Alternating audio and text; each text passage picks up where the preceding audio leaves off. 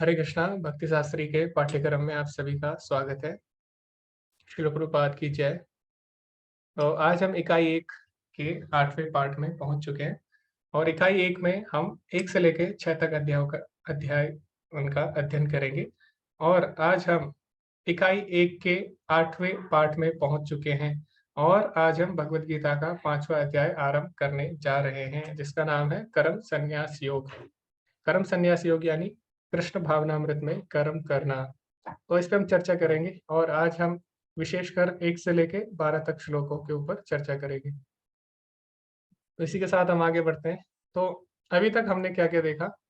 तो हमने देखा अभी तक विशेषकर 2 तरह के योगों की भगवान ने चर्चा की है। तीसरे अध्याय में भगवान ने कर्म योग पर बल दिया है। चौथे अध्याय में भगवान ने ज्ञान योग पर बल दिया।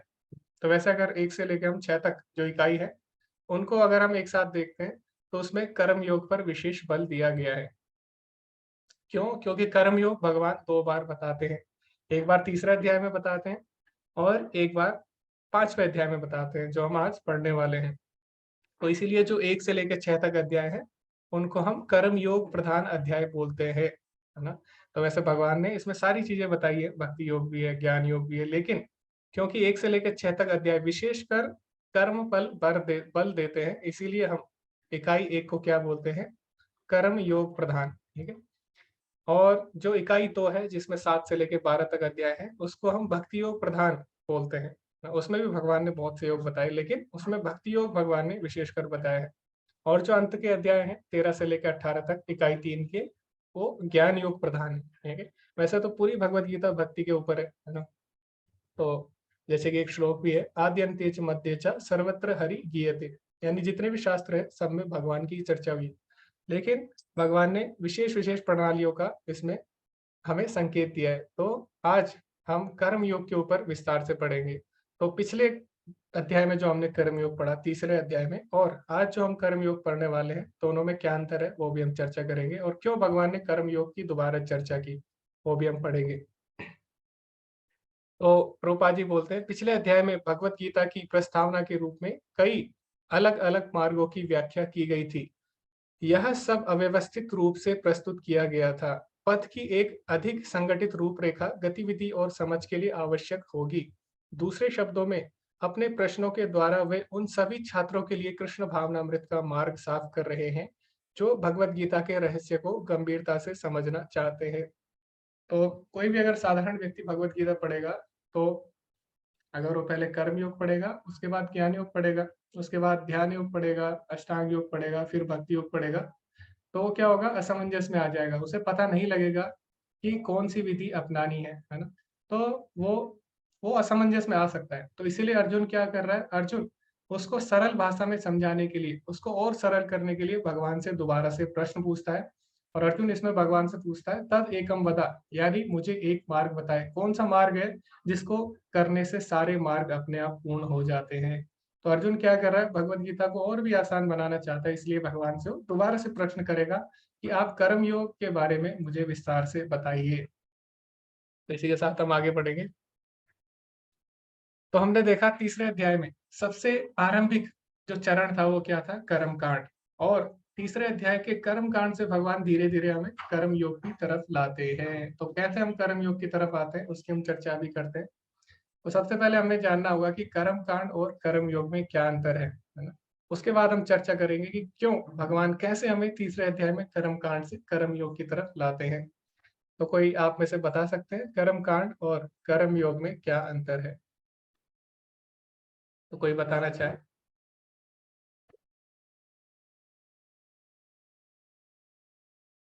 जी, तुलिका माता जी, हरे कृष्ण।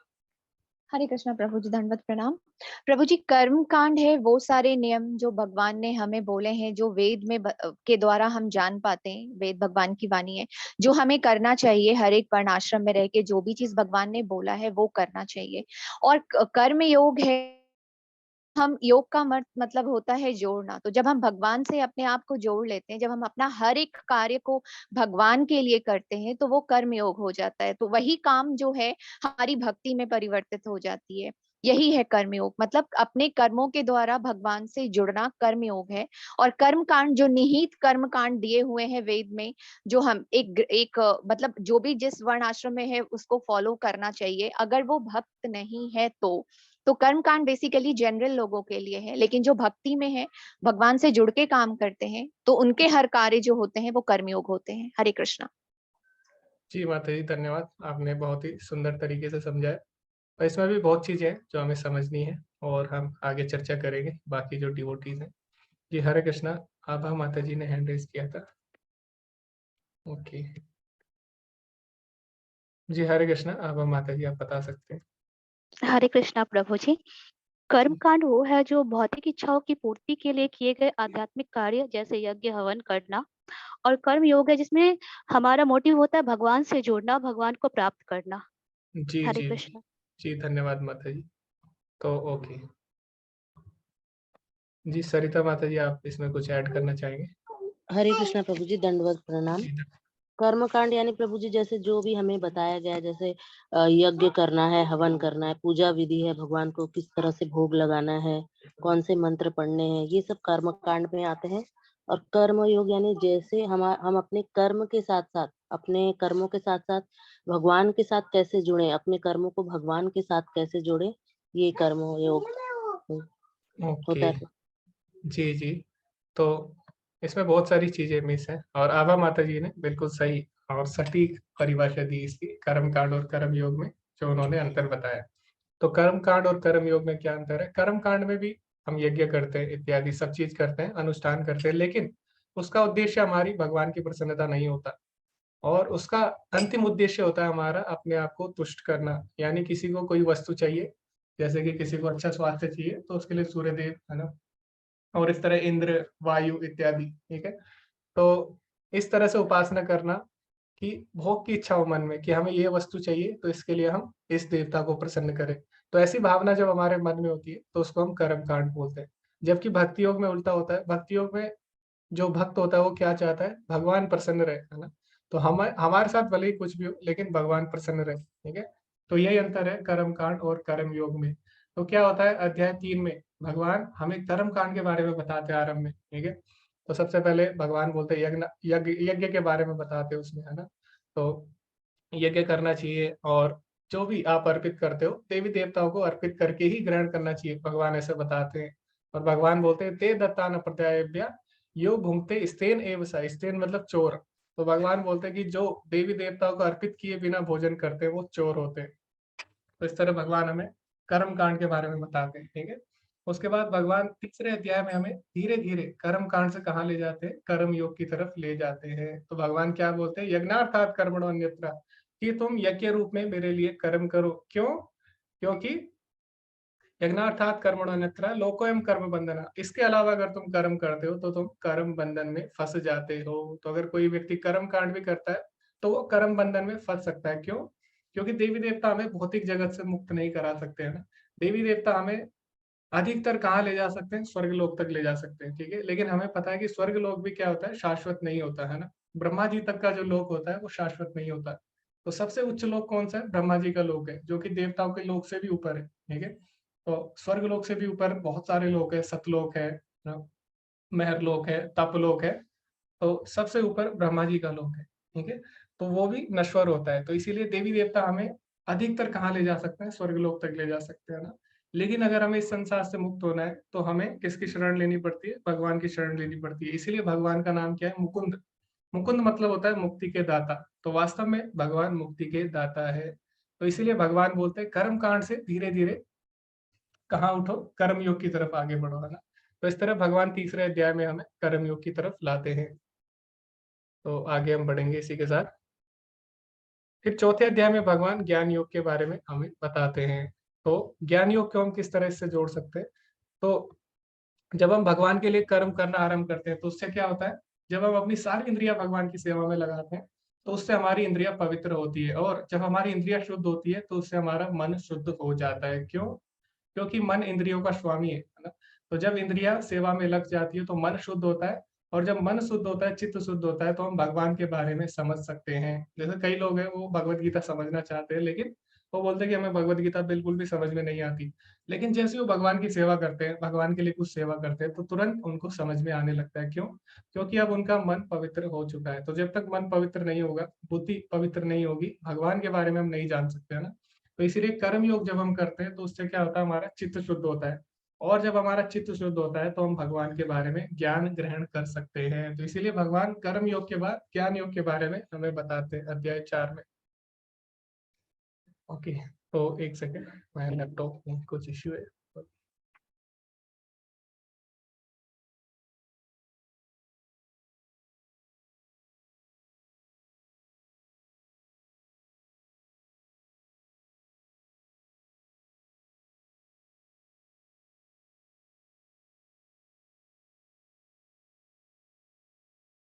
ओके, तो भगवान इस तरह चौथे अध्याय में ज्ञान योग के बारे में बताते हैं। उसके बाद जो 5वां अध्याय है उसमें अर्जुन दोबारा से असमंजस में आ जाता है। क्यों? क्योंकि भगवान ने इतने सारी विधियां बता दी है, कर्म कांड, कर्म योग और ज्ञान योग। तो अर्जुन पूछता है तद एकम वदा, कि आप कोई एक मार्ग बताइए, है ना? कभी आप बोलते हैं कर्म योग करो, कभी आप बोलते हो ज्ञान योग करो, तो आखिर मैं करूँ तो करूँ क्या? तद एकम वदा, आप मुझे एक चीज बताइए। तो अभी भगवान बताने वाले हैं कि कौन सा योग सबसे श्रेष्ठ है, तो वो भगवान इस अध्याय में बताने वाले हैं। और इसके बाद जो अगले अध्याय है वो कौन सा होगा? अगला अध्याय होगा ध्यान योग। तो जब हम भगवान के विषय में सुनते हैं तो उससे क्या होता है, भगवान का चिंतन बढ़ता है ना? तो जब आप किसी के बारे में सुनोगे, किसी के बारे में जानोगे, तभी आप उसका अच्छे से चिंतन कर सकोगे। जब आपको किसी के बारे में कुछ पता ही नहीं है तो उसका आप चिंतन कैसे करोगे, है ना? तो जिसके बारे में हम सुनेंगे, जिसकी सेवा करेंगे, जिसका हम संग करेंगे, उसी का चिंतन करेंगे। तो हम क्या करते हैं, कर्म योग में जब सारी इंद्रिय भगवान की सेवा में लगाते हैं, उससे क्या होता है, हम भगवान के बारे में ज्ञान ग्रहण कर सकते हैं। भगवान के बारे में जब हम ज्ञान ग्रहण करते हैं तो हमारा ध्यान भगवान में बढ़ जाता है, उसी को ध्यान योग कहते हैं। तो इस तरह भगवान भगवत गीता में अलग-अलग योगों के विषय में हमें बताते हैं। तो जैसा कि हमने देखा, कर्म कांड से कर्म योग तक भगवान हमें कैसे ले जाते हैं उसकी हम चर्चा करेंगे। तो भगवान बोलते हैं हमें यज्ञ करने चाहिए, है ना? और यज्ञ क्या करता है? पावनानि मनीषिणाम। तो भगवान आगे जाके 17वें अध्याय में भी बोलेंगे कि यज्ञ, दान और तप जो है हमें नहीं छोड़ने चाहिए। क्यों? क्योंकि ये सभी क्या करते हैं? पावनानि मनीषिणाम, यानी मनुष्य को पवित्र बनाते हैं। तो यज्ञ करने से मनुष्य का भोजन पवित्र हो जाता है, और पवित्र भोजन करने से उसका अस्तित्व शुद्ध हो जाता है। अस्तित्व की शुद्धि से स्मृति में सूक्ष्म ऊतक पवित्र हो जाते हैं, और जब स्मृति पवित्र हो जाती है तो व्यक्ति मुक्ति के बारे में सोच सकता है। तो प्रभुपाद जी यहाँ पे बता रहे हैं यज्ञ करने का क्या महत्व है। तो यज्ञ में क्या होता है, कुछ नियमों का पालन करना होता है, और जो नियम बने होते हैं वो हमारे शुद्धिकरण के लिए होते हैं। तो जब आप कर्म कांड करते हैं, है ना, चाहे हम भले ही कर्म कांड करें, तो कर्म कांड के भी कुछ नियम होते हैं, है ना? कर्म कांड करने से क्या होता है, धीरे धीरे हमारा चित्त शुद्ध होता है, हमारी इंद्रिया शुद्ध होती है, क्योंकि उसके नियम इस प्रकार से बनाए गए हैं। तो जब हम भगवान को अर्पित करके खाते हैं भोजन, तो उससे क्या होता है, उससे जो भोजन की चेतना है, वो भोजन में जो चेतना है वो शुद्ध हो जाती है ना? मान लो आप किसी भक्त के हाथ से अगर प्रसाद खाते हो, उसने अर्पित किया भगवान को, और जैसे कि उदाहरण के लिए आप ट्रेन में जाते हो, ट्रेन में क्या होता है, ट्रेन में कोई सब्जी बेचने वाला आता है या कोई कचौड़ी बेचने वाला आता है, कोई भी अच्छी चीज बेचने वाला आता है, तो आप वो खाओगे, है ना? वो आप पैसे देके खाओगे, वो आपको अच्छी लगेगी। लेकिन घर का जो खाना है, जो माँ के हाथ का खाना है या जो घर पे खाना बनता है, उसकी तुलना आप उससे नहीं कर सकते, है ना? तो दोनों ने सेम खाना बनाया है, आपके घर में भी वो खाना बना है, ट्रेन में जो बेचने वाला है उसने भी वो खाना बनाया है। लेकिन क्यों आपको घर का खाना ज़्यादा अच्छा लगता है? जबकि स्वाद में हो सकता है कि जो आपको बाहर खाना खाया आपने, हो सकता है स्वाद में अच्छा हो, लेकिन फिर भी तृप्ति आपको घर के खाने से ही मिलती है। तो कोई बता सकता है ऐसा क्यों होता है? तो कई लोग हॉस्टल में रहते हैं यहाँ पे, तो वो भी बोलते हैं कि घर का खाना बहुत अच्छा है। भले ही यहाँ पे कितना भी अच्छा खाना मिल रहा हो, लेकिन जो तृप्ति घर के खाने में है, वो हॉस्टल के खाने में नहीं है। तो ऐसे कई बच्चे यहाँ पे कंप्लेन करते हैं हमारे कॉलेज में। ओके, जी मधु माता जी। प्रभु जी, घर के खाने में भाव और प्रेम दोनों रहता है, यानी जिस भाव से बनाया जाता है, अपनेपन से बनाया जाता है प्रभु जी, जी और जी साथ में अपने लोगों का जो प्रेम रहता है प्रभु जी, बाहर नहीं मिलता है, हॉस्टल में जी जी स्पेशली। जी माता जी, तो हरे बिल्कुल सही कृष्ण। बात बोली जी। तो घर के खाने में और ट्रेन के खाने में क्या अंतर है? ट्रेन में जो व्यक्ति है उसने अच्छा खाना बनाया, भले ही, है ना? हो सकता है आपके घर से उसने अच्छा खाना बनाया, लेकिन उसकी खाना बनाते समय चेतना क्या थी? उसकी चेतना थी कि मुझे इससे अच्छा पैसा मिलेगा, है ना? तो उसमें क्या था? लालच था। तो वो खाना जब आप खाओगे तो उसको आप उससे आपको भले ही स्वाद मिले, है ना? थोड़ी देर के लिए आपकी जीभ तृप्त होगी, लेकिन उससे आपकी तृप्ति नहीं होगी, ठीक है? थोड़ी देर के लिए आपको अच्छा लगेगा, लेकिन बाद में आपको तृप्ति नहीं मिलेगी, है ना? क्यों? क्योंकि वो व्यक्ति आपके पॉकेट देखता है ना, आपके पैसे देख के उसने खाना बनाया। लेकिन जो माँ खाना बनाती है घर पे, माँ किस भाव से बनाती है? प्रेम से बनाती है ना, अपने बच्चे से वो ऐसा नहीं है कि वो पैसे लेगी, है ना? वो निस्वार्थ भाव से प्रेम पूर्वक अपने बच्चे के लिए खाना बनाती है। तो इसीलिए माँ भले ही माँ का खाना, हाथ का खाना इतना सही ना लगे, पर तृप्ति उसी से मिलती है, ठीक है? तो खाना जब हम बनाते हैं उसमें बहुत सारी चीज़ें होती हैं, उसमें हमारा भाव भी महत्वपूर्ण होता है। तो इसीलिए भगवान बोलते हैं कि मुझे अर्पित करके भोजन ग्रहण करना चाहिए, है ना? तो भगवान बोलते भी है 13वें श्लोक में, यज्ञ शिष्टासीनासंतो मुच्यन्ते सर्व किल विषय, कि जो भगवान को अर्पित करके भोजन ग्रहण करता है उसके सारे पाप नष्ट हो जाते हैं। कैसे? क्योंकि भगवान को जब हम अर्पित करके खाएंगे तो उससे हमारी चेतना शुद्ध होगी। चेतना शुद्ध होगी तो हम भगवान की भक्ति अच्छे से कर पाएंगे। और कई लोग हमने देखा भी है, कई लोग केवल प्रसाद खा के ही भक्त बन गए। तो बहुत सारे उदाहरण हैं अभी भी, जैसे प्रभुपाद जी जब अमेरिका गए तो उन्होंने क्या किया। अब जो हिप्पी है वो भगवत गीता नहीं समझ सकते, है ना? आप समझ सकते हो कि वो किस स्थिति में थे, उनको ये भी नहीं पता कृष्ण कौन है। तो ऐसे में कैसे वो भक्ति में लगेंगे? तो उसके दो तरीके हैं, क्या? एक हरिनाम संकीर्तन और दूसरा प्रसाद वितरण। तो प्रभुपाद जी ने दो चीजों पे विशेष बल दिया आरंभ में, प्रारंभिक जब दौर था तो उस समय प्रभुपाद जी ने हरिनाम संकीर्तन और प्रसाद वितरण पे बल दिया। तो कई हिप्पी प्रसाद खा के ही भक्त बन गए, है ना? तो प्रसाद की इतनी महिमा है। आप देखें नारद मुनि भक्त कैसे बने? उन्होंने संतों का जूठा खाया, है ना? तो उनकी माता एक दासी थी, वो क्या करती थी? संतों की सेवा करती थी। और संत लोग जब जूठा खाना छोड़ देते थे तो नारद मुनि क्या करते थे? उस जूठे को खा लेते थे। इसी तरह हम देखते हैं जो भरत महाराज थे, भरत महाराज हिरण से आसक्त हो गए। हिरण से आसक्त होने के बाद उनको हिरण का शरीर मिल गया, लेकिन किसी तरह क्योंकि उन्होंने भगवान की भक्ति की थी तो भगवान ने ऐसी व्यवस्था की कि वो हिरण जाके ऋषि मुनियों के आश्रम के पास रहने लगता है और वो क्या करता है? ऋषि मुनियों का जूठा खा लेता है ना। तो इस तरह हम देखते हैं प्रसाद की कितनी महिमा है। जूठा खाने से ही भक्त बन जाते हैं। तो इसीलिए उसमें जो भाव है वो महत्वपूर्ण है हमारे भोजन में, है ना? तो इसीलिए भगवान बोलते हैं मुझे अर्पित करके ग्रहण करो। क्यों? क्योंकि भक्त जो भगवान के लिए बनाते हैं उनका भाव अलग रहता है, निस्वार्थ भाव से भगवान को प्रसन्न करने के लिए बनाते हैं। तो वो भोजन जब हम ग्रहण करेंगे, वो प्रसाद जब हम ग्रहण करेंगे तो उससे क्या होगा? उससे हम भगवान के बारे में जान सकेंगे। क्यों? क्योंकि हमारा चित्त शुद्ध होगा। तो वास्तव में कर्म कांड से क्या होता है? धीरे धीरे हमारा चित्त शुद्ध होता है और हम भक्ति में आगे बढ़ सकते हैं। ओके, तो हमें समझना होगा जो यज्ञ है उसका मतलब क्या है। तो यज्ञ का मतलब कई लोग समझते हैं कि यज्ञ का मतलब है स्वाहा स्वाहा, है ना? आग जलाना, हवन करना, ये सब यज्ञ है। लेकिन यज्ञ कई तरह के होते हैं, जैसा कि भगवान चौथे अध्याय में भी बताते हैं, द्रव्य यज्ञ, तपो यज्ञ, योग यज्ञ तथा परे। तो भगवान उसमें बहुत सारे यज्ञों के बारे में बताते हैं। द्रव्य यज्ञ मतलब होता है जिस यज्ञ में हम द्रव्य की आहुति देते हैं। द्रव्य यानी मटेरियल। तो जैसे जो हवन होता है उसमें हम क्या करते हैं? घी, जौ, तिल इत्यादि डालते हैं ना, अपना द्रव्य उसमें हम डालते हैं। द्रव्य यानी पदार्थ। तो हो गया द्रव्य यज्ञ। तपो यज्ञ यानी तप के रूप में यज्ञ करना। और योग यज्ञ यानी योग करना। तो ये सारे यज्ञ है ना। तो यज्ञ मतलब हमेशा वो आग वाला यज्ञ नहीं होता, ठीक है? तो भगवान बताते हैं यज्ञ करना चाहिए। तो यज्ञ का मतलब क्या है? यज्ञ का मतलब है यज्ञो व विष्णु, यानी भगवान की प्रसन्नता के लिए कार्य करना। तो भगवान की प्रसन्नता के लिए जो हम कर्म करते हैं वही यज्ञ कहलाता है वास्तव में।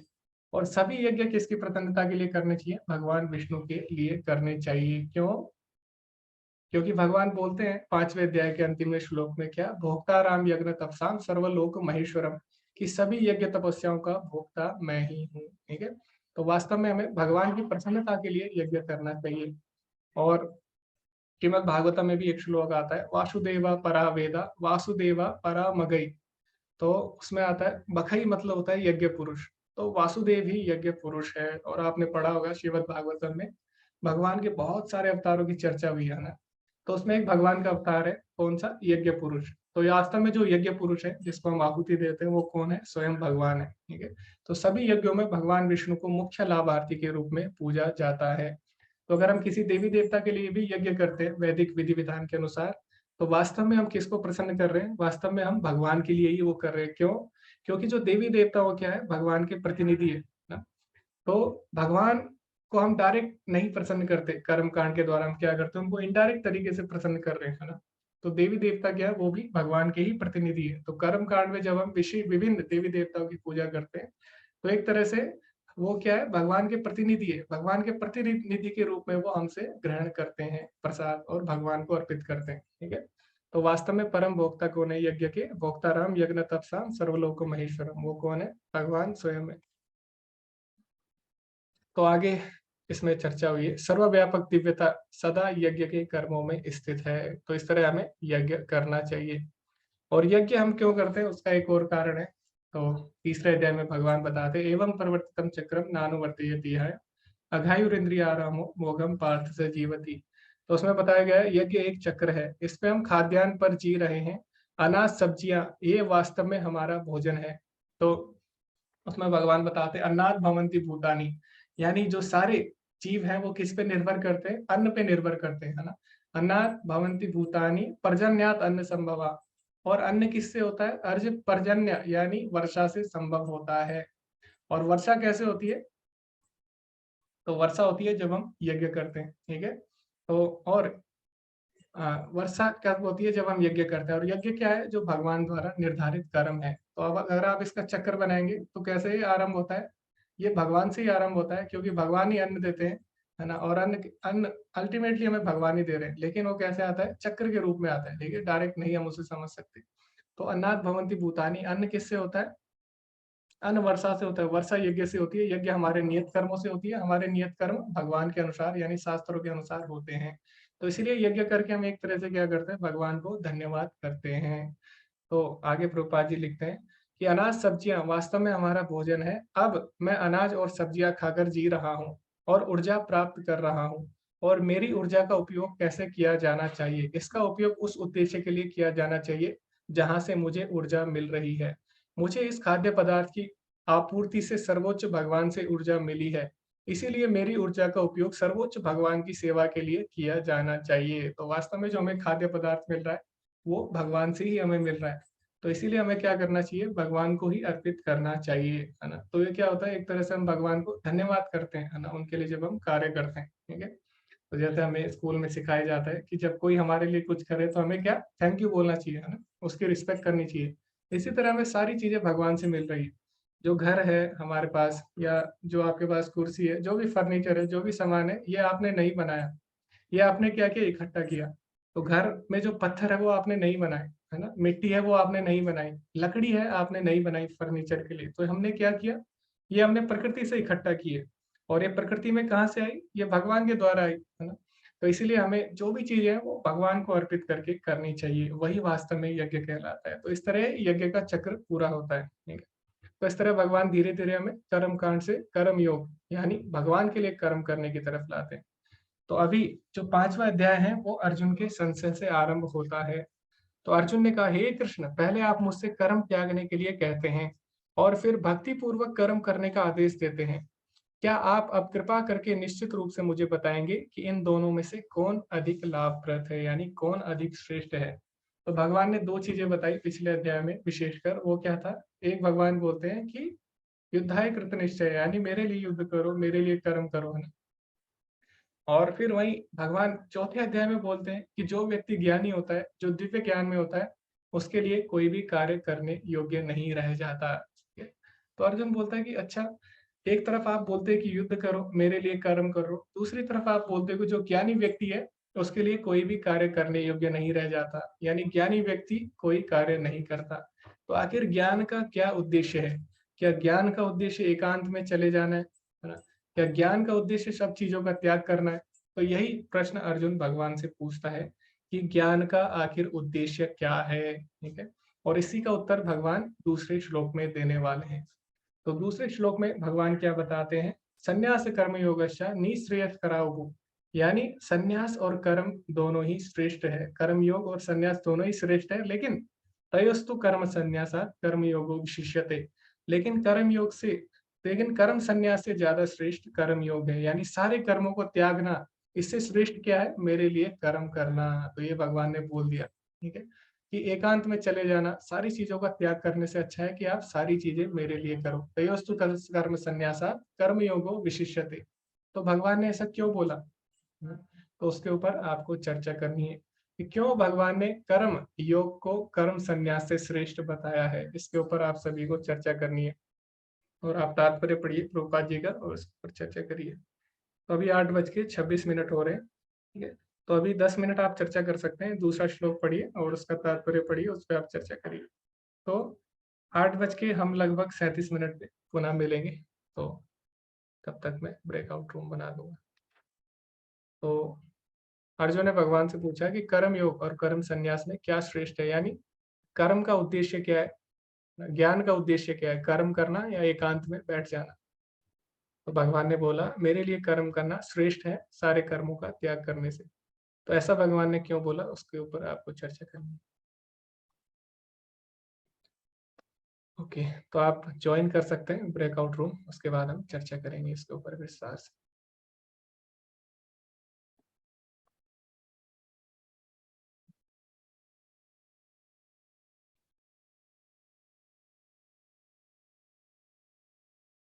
जी सभी लोग ज्वाइन करिए।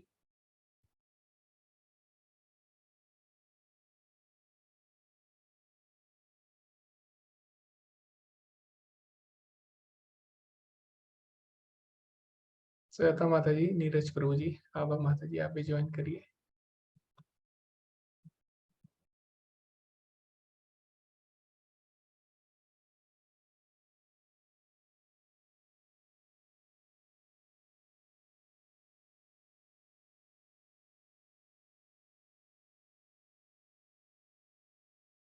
जी हरे कृष्ण, साकेत प्रभु जी आप स्टार्ट कर सकते जी हरे कृष्ण प्रभु जी।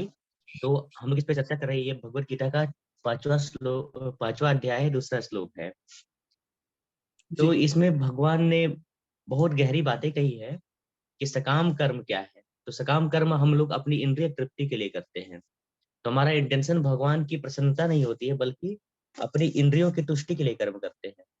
जब हम इंद्रियों की तुष्टि के लिए कर्म करते हैं तो हमारी बुद्धि हमेशा इंद्रियों की तुष्टि के लिए जाती है, जिससे हमें मुक्ति प्राप्त नहीं होती है, क्योंकि मृत्यु के समय भी हमारा ध्यान वहीं पे लगा रहता है। हमारी मृत्यु होती है, फिर हमारा पुनर्जन्म उसे ही संबंधित होता है, चाहे हम उस परिवार में जन्म लें या उसी चीज के नजदीक जन्म लें। तो इंद्रिय तृप्ति हमें सकाम कर्म की ओर लीड करती है, जिसकी वजह से पुनर्जन्म होता है।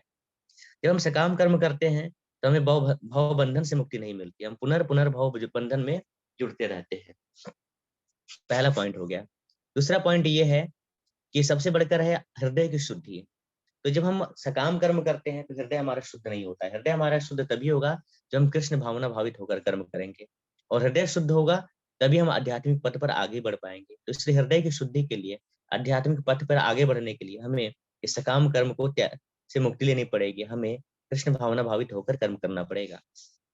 तीसरा पॉइंट ये है कि सन्यास, जो हम सन्यास देखते हैं, तो ये सन्यास की आवश्यकता नहीं है। ऐसा श्रील प्रभुपाद जी ने कहा था कि अगर यदि अच्छी पत्नी मिले तो उसे सन्यास ग्रहण करने की आवश्यकता नहीं है, क्योंकि सच्चा सन्यासी तो वह है जो हमेशा कृष्ण भावना भावित रहे, कृष्ण की प्रसन्नता के लिए काम करे, न कि खुद की प्रसन्नता के लिए काम करे। जब वो भगवान की प्रसन्नता के लिए काम करता है तो ऐसी स्थिति में उस लाभ हो या हानि हो, जय हो पराजय हो, कुछ भी उसे कोई परेशानी नहीं होती है। जैसे कि कहीं पे भगवान ने श्रील प्रभुपाद ने लिखा भी है कि हनुमान जी ने क्रोध किया, लेकिन वह क्रोध भगवान की प्रसन्नता के लिए था, जिससे उन्हें सदगति प्राप्त होती है। तो हम जब भी काम करें तो भगवान की प्रसन्नता के लिए काम करें, न कि अपनी इंद्रियों की तुष्टि के लिए, क्योंकि इंद्रियों की तुष्टि करेंगे तो फिर इंद्रियों में ही उलझे रहेंगे। और सकाम कर्म करने वाले व्यक्ति हमेशा भवबंधन में बनते हैं, तो निष्काम कर्म करने वाले भवबंधन में नहीं बंधते हैं। तो हम मायावादी से आगे बढ़ते हैं, पूर्ण ज्ञान से की ओर अग्रसर होते हैं। और जब हम सकाम कर्म करते हैं तो हमें बहुत सारे प्रयत्न करने पड़ते हैं, बहुत सारे आडंबर ढोंग प्रचंड सब कुछ करना पड़ता है, लेकिन निष्काम कर्म करने में सिर्फ भगवान की प्रसन्नता के लिए काम करना है, जो कि पूर्णतः सरल है, शुद्ध है, और और मतलब मुक्ति को प्रदान करने वाला है।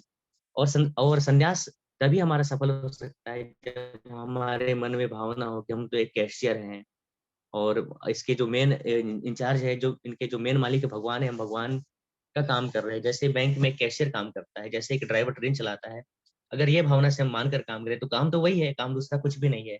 लेकिन जब हमारी भावना यह होती है तो हमारा परिणाम बदल जाता है। जी प्रभु जी, हरे कृष्णा। जी, धन्यवाद प्रभु जी, बहुत ही सुंदर तरीके से आपने समझाया और जो सारे उदाहरण हम लोग जिसकी चर्चा करते हैं, शायद ग्रुप पे हम कोट्स भी डालते हैं प्रभुपाद जी के, उसमें से भी आपने बहुत ही अच्छे तरीके से ये टॉपिक को समझाया, विषय को। और जैसे कि प्रभुपाद जी ने बोला, जब हम भगवान के लिए प्रभुपाद जी ने भी बोला और अभी प्रभु जी ने और उनके ग्रुप ने भी चर्चा की कि जब हम किसी के लिए कार्य करते हैं, जब हम स्वामी के लिए कोई सेवक कार्य करता है, तो उसके बाद स्वामी जो बोलता है उसको करना होता है ना। वो ये नहीं सोचता कि इसमें मेरा तो नुकसान होगा या मेरा फायदा होगा। और फिर स्वामी के ऊपर है, स्वामी जो बोलेगा वो सेवक को करना होता है। तो सेवक कभी ये नहीं सोचता कि इसमें सुख मिलेगा, दुख मिलेगा, या मुझे हानि होगी या लाभ होगी। उसको पता है स्वामी उसके लिए हमेशा अच्छा ही करेंगे। तो इसी तरह जब हम भगवान के लिए कार्य करते हैं, तो उसमें हमें लाभ, हानि, जय, पराजय, संसार के जो द्वंद है उससे हम मुक्त हो जाते हैं, पाप पुण्य से ऊपर उठ जाते हैं और भगवान की प्राप्ति करते हैं। तो ये प्रभु जी ने बताया। और संन्यास का मतलब क्या होता है? संन्यास 2 शब्दों से बना है, सत्य और न्यास। न्यास का मतलब होता है वास करना, जैसे उपन्यास, है ना? तो उपवास, ठीक है? तो इसी प्रकार संन्यास, संन्यास का मतलब क्या होता है? सत्य, धन, न्यास। सत्य मतलब होता है परम सत्य, और न्यास मतलब उसके निकट जाना। तो संन्यास का मतलब है ऐसे कार्य करना जो हमें परम सत्य के निकट ले जाए, है ना? तो संन्यास का मतलब ये नहीं होता कि सारे कार्य छोड़ देना। संन्यास का मतलब होता है भगवान के लिए कार्य करना, या वो कार्य करना जो हमें भगवान के निकट ले जाए, ठीक है? तो ये भी संन्यास का वास्तविक अर्थ है, और यही भगवान बोलते हैं कि संन्यास का मतलब सारी चीजें त्यागना नहीं है ना? इस संन्यास से श्रेष्ठ है क्या कि तुम मेरे लिए कर्म करो, ठीक है? तो ये भगवान ने साफ साफ यहाँ पे बता दिया। ओके, तो प्रभु जी ने काफी सुंदर उदाहरण दिए और काफी अच्छे तरीके से हनुमान जी का भी उन्होंने उदाहरण दिया कि हनुमान जी के पास इतनी शक्ति है, लेकिन फिर भी वो अपने लिए कार्य नहीं करते हैं ना। अष्ट सिद्धि नवनिधि के दाता, उनके पास सारी सिद्धियां भी है, ठीक है? तो जिस सिद्धि के लिए कई लोग अपना पूरा जीवन बिता देते हैं, वो सिद्धियां हनुमान जी के पास पहले से ही है। लेकिन फिर भी हनुमान जी क्या कर रहे हैं? हनुमान जी ऐसा नहीं है कि सिद्धि प्राप्त करके एकांत में बैठ गए। हनुमान जी क्या करते हैं? हमेशा भगवान की सेवा करते हैं, भगवान का नाम लेते हैं, ठीक है? भगवान की भक्ति करते हैं। तो वास्तव में सारे ज्ञान का लक्ष्य क्या है? भगवान की भक्ति करना। ज्ञान का लक्ष्य एकांत में बैठना नहीं है, ठीक है? हनुमान जी इतने बड़े ज्ञानी है, तो क्या वो एकांत में बैठ गए? क्या वो वन में चले गए? एकांत में नहीं। वो क्या कर रहे हैं? भगवान की सेवा कर रहे हैं, भगवान का नाम ले रहे हैं, है ना?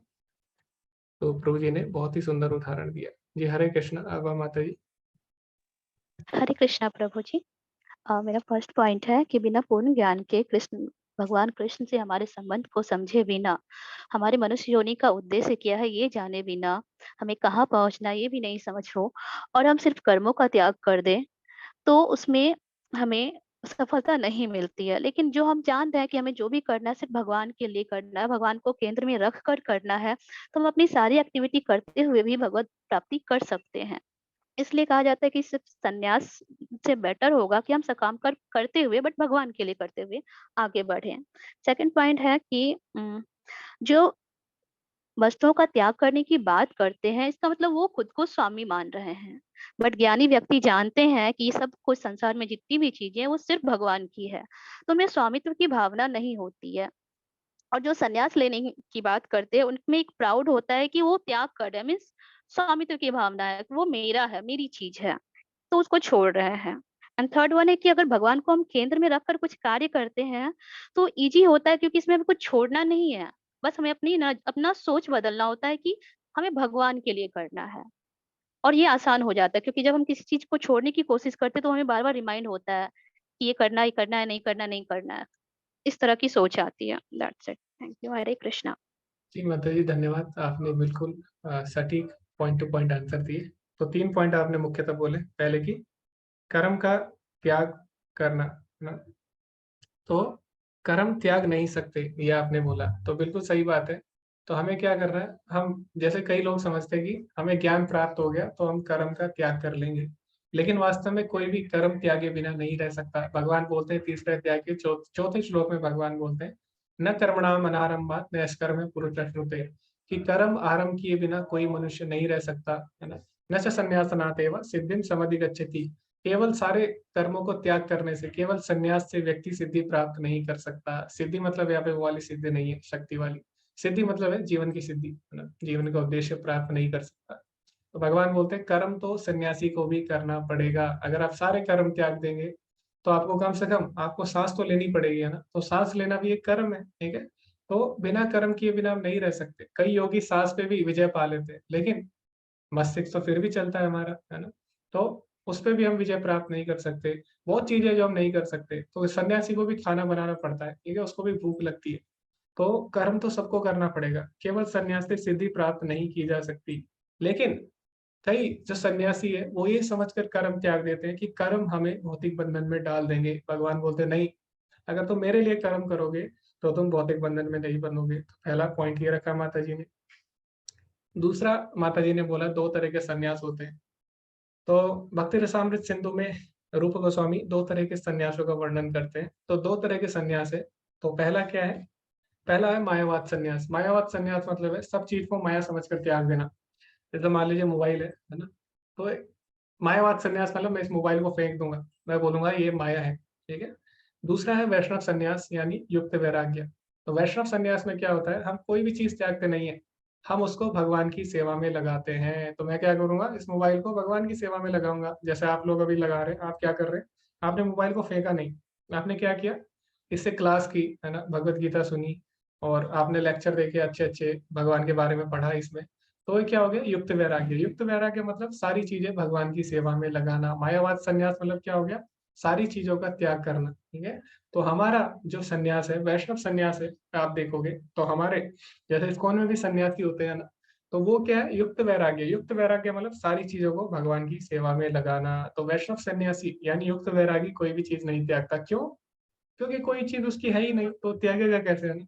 अगर मैं समझू, अगर मैं किसी के घर में चले जाऊं और मैं बोलूं कि मैं आपके घर का त्याग करता हूं, तो क्या वो मेरे पे हंसेंगे? नहीं, वो मेरे पे हंसेंगे, वो बोलेंगे ये तो तुम्हारा घर है ही नहीं, तो तुम त्याग कैसे करोगे। इसी तरह जब हम ये बोलते हैं कि हम इस चीज का त्याग कर रहे हैं, इसका मतलब क्या है, हम इस चीज को अपना मान रहे हैं, लेकिन वास्तव में सारी चीजें किसकी है, भगवान की है। ईशावास्यम इदम सर्वम। तो ईशोपनिषद में भगवान के लिए बोला गया ईशावास्यम इदम सर्वम, यानी जो भी चीजें हम देख रहे हैं सब भगवान की है, ठीक है। तो जब सब भगवान की है तो इन्हें त्यागने का प्रश्न ही नहीं उठता। जब हम इसके स्वामी ही नहीं है तो हम इसका त्याग कैसे कर सकते हैं ना। तो हमें क्या करना है, इसको भगवान की सेवा में लगाना है। तो इसको युक्त वैराग्य बोला जाता है। तो इसीलिए भगवान बोले युक्त वैराग्य श्रेष्ठ है मायावाद संन्यास से, ठीक है। सब चीज त्यागने से अच्छा है कि सारी चीजें भगवान की सेवा में लगाए। और एक बार ऐसा हुआ भी था, एक एक कोई व्यक्ति आया था प्रभुपाद जी के पास, और उन्होंने प्रभुपाद जी से बोला कि अगर आपको बहुत सारा सोना दे तो आप क्या करोगे। तो उनका लगा प्रभुपाद जी सन्यासी है, वो बोलेंगे नहीं, मैं सोने को नहीं लूंगा, है ना। लेकिन प्रभुपाद जी ने ऐसा नहीं बोला। प्रभुपाद जी ने बोला मैं सारा सोना रख लूंगा और इससे मैं क्या करूंगा, भगवान के बहुत सारे मंदिर बनाऊंगा, ठीक है। तो जो युक्त वैरागी होता है, जो वैष्णव सन्यासी होता है, वो कोई भी चीज नहीं त्यागेगा। वो क्या करेगा, सारी चीजें भगवान की सेवा में लगाएगा। जैसे अर्जुन है, अर्जुन के पास टैलेंट है ना, उसके पास कितनी योग्यताएं हैं, तो उसने क्या किया, उसने सारी योग्यताएं भगवान की सेवा में लगाई। हनुमान जी ने क्या किया, सारी योग्यताएं भगवान की सेवा में लगाई। तो इसको हम बोलते हैं युक्त वैराग्य। जी, हरे कृष्णा। तुलिका माता जी। हरे कृष्णा प्रभु जी, दंडवत प्रणाम। इधर तो हमारा रूम नंबर 3 था प्रभु जी। सारे लोगों ने बहुत अच्छे अच्छे पॉइंट्स रखे, मैं सबको बस एक बार बोल देती हूँ। तो अर्जुन ने भगवान से ये प्रश्न किया कि ज्ञान का क्या उद्देश्य है, कर्म करना या एकांत में बैठ जाना यानी संन्यास ले लेना। तो भगवान ने कहा सारे कर्म के परित्याग करने से अच्छा है कि भक्ति में कर्म किया जाए। तो इसमें क्या समझने वाली बात है कि ज्ञान क्या है। ज्ञान ये है कि हम शरीर नहीं है, हम आत्मा है। लेकिन ये ज्ञान क्यों आवश्यक है, क्योंकि हमको हमारे धाम वापस जाना है, जहां से हम आए हैं। ये शरीर हमको इसलिए मिला है क्योंकि हम जन्मों जन्मांतर तक सकाम कर्म करते आए हैं। तो हमने अपने लिए कर्म किया, हमने इच्छा रखी, और जिस तरह से हमने कर्म किया उसका फल हमें मिला कि ये हमें मनुष्य शरीर अभी मिली है। लेकिन मनुष्य शरीर का उद्देश्य है कि हम अपने लक्ष्य को समझे कि हमारा उद्देश्य क्या है। हमारा उद्देश्य है, हम भगवान के अंश हैं और हमको भगवान की सेवा करना है, भगवान के पास जाना है। तो भगवान ये कह रहे हैं कि सारे कर्मों का परित्याग हम नहीं कर सकते, क्योंकि आत्मा का जो स्वभाव है वो यह है कि आत्मा हमेशा सक्रिय होती है, क्रियाएं होती रहती हैं। जैसे हम अभी भी ग्रुप में माता जी ने, प्रभु जी ने ये बोला कि जब हम सोते भी हैं तो भी क्रिया चलती रहती है, और शरीर के निर्वाह के लिए हमें कर्म करने ही पड़ते हैं। तो हम बिना कर्म किए नहीं रह सकते। और ये जो हमारा शरीर है ये कैसे बना है, इंद्रियों से, मन, बुद्धि और आत्मा। तो इंद्रियां जो होती हैं, इनका स्वभाव होता है भौतिक विषयों में अनुरक्त होने का। हम अपने इंद्रियों को विषय से या विषय को इंद्रिय से, मन को विषय से या विषय को मन से नहीं अलग कर सकते। ये दोनों में पुश एंड पुल लगा रहता है, दोनों एक दूसरे के पैर अपनी अपनी ओर खींचती रहती हैं। तो जब, लेकिन सवाल ये है कि हम कैसे फिर विषय से मुक्त हो सकते हैं, भौतिक विषयों से। वो हम ऐसे हो सकते हैं कि जब हम अपनी इंद्रियों को, सारी इंद्रियों को भगवान की सेवा में लगाएंगे, तो हमारा मन भौतिक जो भी चीजें हैं, विषय हैं, उनकी तरफ जाएगा नहीं, और हम भगवान की सेवा में निरंतर लगे रहेंगे। हम हर एक कर्म भगवान के लिए करेंगे। जब हमारी इंद्रिय जब वश में हो जाएगी, शुद्ध हो जाएगी, तो ऑटोमेटिकली हमारा मन भी वश में हो जाएगा। जब मन वश में हो जाएगा तो बुद्धि की जो क्षमता है, सही गलत डिसीजन लेने की जो कैपेसिटी है, वो सही डिसीजन लेगा। और जब बुद्धि सही निर्णय लेगा, तो आत्मा स्वतः, जिसका स्वभाव है क्रिया करना, सक्रिय रहना हर समय, वो सही क्रिया करना चाहेगी। तो सही क्रिया यही है कि हम शरीर नहीं है, आत्मा है, ये ज्ञान है, लेकिन इस ज्ञान को हम किस तरह से उपयोग कर रहे हैं भगवान के कर्म करने में, भगवान के लिए कर्म करने में। तो संन्यास लेना उद्देश्य नहीं है, कर्मों का परित्याग उद्देश्य नहीं है, क्योंकि अगर ये उद्देश्य होता तो इतने बड़े बड़े ऋषि मुनि, विद्वान लोग, सब लोग ध्यान लगाकर बैठते हैं और तपस्या करते हैं, लेकिन फिर भी उनको सिद्धि नहीं मिलती, उनकी सिद्धि पूर्ण नहीं होती। हम ऑलरेडी एग्जाम्पल देख चुके हैं, और ऐसे ऐसे कितने सारे एग्जाम्पल है हमारे शास्त्रों में। जड़ भरत जी का, जो अपना सब कुछ, सारे कर्म का परित्याग करके जंगल चले गए कि वहां वो ध्यान करेंगे, लेकिन उनके मन की जो चंचलता थी वो नहीं गई थी, जो उनका मन है वो शुद्ध नहीं हुआ था, तो उनकी आसक्ति होगी, जबकि वो भगवान के बहुत बड़े भक्त थे, बहुत ज्यादा ज्ञान था उनको, विद्वान थे वो। तो उनका जो आसक्ति है वो एक हिरण से हो गया, और फिर जब उन्होंने अपने शरीर का परित्याग किया तो उनको नेक्स्ट बर्थ जो है वो हिरण का मिला। तो ये उदाहरण है कि हम कर्म का अगर त्याग कर भी दे, पूरी तरह से सारे कर्म करना छोड़ भी दे, तो भी हम अपने मन को विषय से अलग नहीं कर पाते हैं। और जब मन विषय से अलग नहीं हो पाता है, तो फिर त्याग का कोई फल नहीं है, कोई मतलब पॉइंट नहीं है त्याग करने में। ये एक पॉइंट भगवान ने बोली। दूसरा, भगवान ने ये भी कहा कि जो संन्यास है उसमें हमारे गिरने की चांस रहती है, जैसा ये सेम जड़ भरत वाली जो स्टोरी है उससे, कि हम इसमें एक दृढ़ नहीं हो पाते। लेकिन जब हम भगवान की भक्ति करते हैं, तो हमारी इंद्रियां जब शुद्ध हो जाती है, हम निरंतर भगवान के लिए काम करते हैं, तो वो जो संन्यास है, वो हम भौतिक संसार में रहने के बावजूद भी हम आध्यात्मिक रूप से हम सन्यासी ही होते हैं। हमारी जो दिव्यता होती है वो एज अ सन्यासी ही जैसी होती है। हम संसार के काम तो कर रहे हैं, लेकिन हमारा हर एक काम भगवान के लिए है।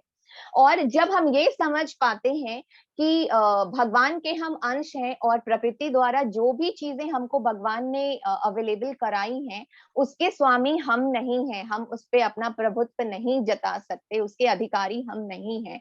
ये सब कुछ जो है प्रकृति में, वो भगवान ने हमें दिया है ताकि हम अच्छे से रह सके, क्योंकि हमने भगवान से विद्रोह करके हम इस दुनिया में आए, इस भौतिक संसार में। तो भगवान ने सारी संसाधन उपलब्ध कराई इस हमें अच्छे से रहने के लिए, लेकिन हम उसके स्वामी नहीं हो सकते। तो जब हम ये जान पाएंगे कि हम अगर किसी चीज के स्वामी नहीं है, तो फिर हम उसका त्याग कैसे कर सकते हैं। हम त्याग उसी का करते हैं जिसके हम स्वामी होते हैं। मान लो हमारे पास 100 रुपए हैं, वो मेरे रुपए हैं, और हमें दान करना है या हमें उसका त्याग करना है, हमें नहीं चाहिए, तो वो हम किसी को दे सकते हैं। लेकिन जो चीज हमारी नहीं है, उसका परित्याग हम कैसे कर सकते हैं। तो ये एक पॉइंट भगवान ने वो अर्जुन को समझाया कि कर्म का परित्याग तो हम मनुष्य किसी भी स्थिति में नहीं कर सकता। जो ऐसा करता है उसका ज्ञान भी अधूरा है, और उसका संन्यास जो परित्याग है वो भी अधूरा है।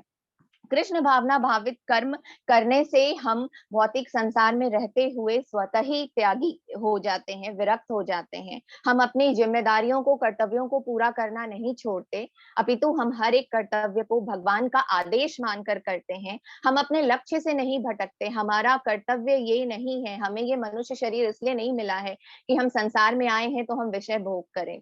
ये शरीर हमें मिला है भगवान के पास वापस जाने के लिए, और इस शरीर के द्वारा जो हमें रिश्ते नाते जो भी जिम्मेदारियां मिली है वो सिर्फ भगवान के द्वारा हमें ड्यूटी दी गई है, कर्तव्य दिया गया है कि उसको निभाना है, पूरा करना है। और अपने लक्ष्य से बिना भटके हुए पूर्ण ज्ञान लेकर पूर्ण भक्ति में कार्य करके हम भगवान के पास वापस जा सके, इस मनुष्य शरीर का यही उद्देश्य है। हरे कृष्णा। जी माता जी, धन्यवाद। बहुत ही आपने अच्छे तरीके से, बहुत ही विस्तार से आपने समझाया। ओके, तो शायद मैं जितना माता जी ने बोला उनको एक साथ मैं करने का प्रयास करूंगा। तो सबसे पहला जो मुख्य बिंदु था वो ये था कि अंश का कार्य है अंश की सेवा करना। ठीक है, जैसे हमारे शरीर में बहुत सारे अंग है ना, सारे अंग क्या करते हैं, शरीर के लिए कार्य करते हैं एक साथ। तो अगर हाथ ऐसा सोचे कि मैं क्यों काम करूं, खाना तो पेट खा रहा है ना, खाना तो मुंह चबा रहा है, स्वाद तो जीवा ले रही है, तो क्या होगा, इससे हाथ को ही पोषण नहीं मिलेगा। तो हाथ जब कार्य करेगा, जब खाना मिलेगा, तो हाथ को भी पोषण मिलेगा, है ना। इसी तरह जो आत्मा है भगवान की अंश है, तो अगर ऐसा सोचे कि मैं भगवान के लिए क्यों कार्य करूं, तो वास्तव में उसे पोषण नहीं मिलेगा। तो आत्मा आत्मा कब पोषित होती है, आत्मा को कब आनंद मिलेगा, जब वो भगवान को आनंद देने का प्रयास करती है। ठीक है, क्योंकि हम भगवान के अंश है ना। तो अंश का कार्य क्या है, पूर्ण की सेवा करना। ठीक है, तो तभी वो आनंद प्राप्त कर सकती है। फिर माता जी ने बोला कि जो मन है वो कभी भी खाली नहीं रह सकता, मन को कुछ ना कुछ, मन का स्वभाव ही होता है कुछ ना कुछ करना, है ना। अर्जुन बोलते भी है, चंचलम ही मन कृष्णा। तो मन को वश में करना है तो सबसे सरल तरीका क्या है कि मन को हम भगवान में लगाएं। अब मन को भगवान में कैसे लगाएं, तो प्रश्न यही है, क्योंकि मन को हम देख नहीं सकते, है ना। मन क्या है, सूक्ष्म तत्व है। जैसे हमारी इंद्रियां हैं, इंद्रियों को हम देख सकते हैं, हाथ पैर हमारे, हमारी जीवा, हमारी आंखें, इनको हम देख सकते हैं ना। तो इनको हम भगवान की सेवा में लगा सकते हैं। लेकिन मन को हम देख नहीं सकते, तो मन को कैसे सेवा में लगाया जाए, तो मन कैसे सेवा में लगता है, जब हम इंद्रियों को सेवा में लगाते हैं। क्योंकि जो मन है वो इंद्रियों का राजा है। ठीक है, तो मन इंद्रियों का स्वामी है, उसको हम नहीं देख सकते। बस एक ही कमी है, क्या, वो हम इसको नहीं देख सकते। तो हमें क्या करना है, जो चीजें हमें दिख रही है, हमारे हाथ पैर, हमारी आंखें, हमारी जीवा, इन सबको हमें भगवान की सेवा में लगाना चाहिए। तो इन सबको हम भगवान की सेवा में लगाएंगे, तो जो इनका राजा है यानी इनका मन, वो अपने आप या भगवान की सेवा में लग जाएगा। जैसे ग्रुप में अगर बहुत सारे लोग हैं, है ना, तो ऐसा होता है, आजकल भी ऐसा होता है, जैसे दूसरी पार्टी है, अगर उसमें से आप बहुत सारे लोगों को अपनी तरफ कर दो, तो क्या होता है, पार्टी में जो बचे हुए लोग हैं दो तीन, वो भी उसी पार्टी में आ जाते हैं, ऐसा होता है ना। तो इसी तरह जो जितनी इंद्रियां हैं, जो इंद्रियां हम देख रहे हैं, उनको हम भगवान की सेवा में लगाएं, तो जो इनका राजा है मन, वो भी अपने आप भगवान में लग जाता है। ठीक है, तो ये माता जी ने बोला। तो हम इंद्रियों को खाली नहीं रख सकते, है ना। जैसे आपने देखा होगा गांधी जी के 3 बंधन, वो क्या करते हैं, एक ने आंख बंद की, एक ने मुंह बंद किया है, और एक ने कान बंद किए हैं। तो हम ऐसा नहीं रह सकते पूरे जीवन भर। तो हमें क्या करना है, इनको अच्छी जगह लगाना है। कानों से हमें भगवान के कीर्तन सुनने हैं, भगवान की कथा सुननी है। मुंह से भगवान के नाम का जप करना है, भगवान की कथा का प्रचार करना है। और आंखों से भगवान की सुंदर विग्रह, भगवान की लीला स्थली के दर्शन करने। ठीक है, तो ये ज्यादा सरल तरीका है ना, बजाय कि इसके हम अपने आंख कान और मुंह बंद कर दे। तो माता जी ने बोला, और फिर माता जी ने बोला कि संन्यास में हमेशा भय रहता है गिरने का। ठीक है, तो बाकी जितने भी प्रोसेस है, जितनी भी विधियां हैं, जैसे आप कर्म कांड देखें, तो कर्म कांड में मान लीजिए आप यज्ञ कर रहे हैं ना, और यज्ञ के बीच में कोई जरूरी कार्य आ गया और आपको यज्ञ छोड़ के जाना पड़ा, तो क्या आप यज्ञ दोबारा कर सकते हैं वहीं से कंटिन्यू? नहीं कर सकते, आपको दोबारा से यज्ञ करना होगा ना। इसी तरह कोई तपस्या कर रहा है, उसकी तपस्या अगर भंग हो जाती है बीच में, तो ऐसा नहीं है वहीं से करेगा तपस्या, उसको दोबारा से शुरू से करनी पड़ती है ना। और इसी तरह अष्टांग योग भी है, अष्टांग योग आप कर रहे हैं, लेकिन कहीं से भी बीच में टूट जाता है तो आपको दोबारा से शुरू करना होगा। लेकिन भगवान के लिए जो हम कर्म करते हैं, भगवान की भक्ति इतनी श्रेष्ठ है कि भगवान इसमें क्षमा कर देते हैं, आप वहीं से कंटिन्यू कर सकते हैं। जैसे भरत महाराज की भक्ति छूट जाती है पिछले जन्म में, तो भगवान क्या करते हैं, अगले जन्म में वहीं से उनसे भक्ति उनकी आरंभ हो जाती है। ठीक है,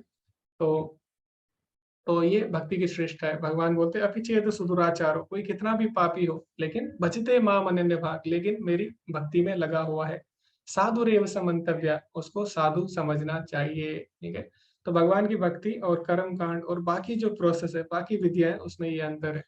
तो इसलिए भगवान के लिए कर्म करना सबसे श्रेष्ठ बताया गया है, जैसे कि सभी ने चर्चा की और बहुत ही सुंदर सुंदर बिंदु सभी ने रखे, बहुत ही अच्छा लगा। तो आगे हम इस विषय पे और आगे हम पढ़ेंगे।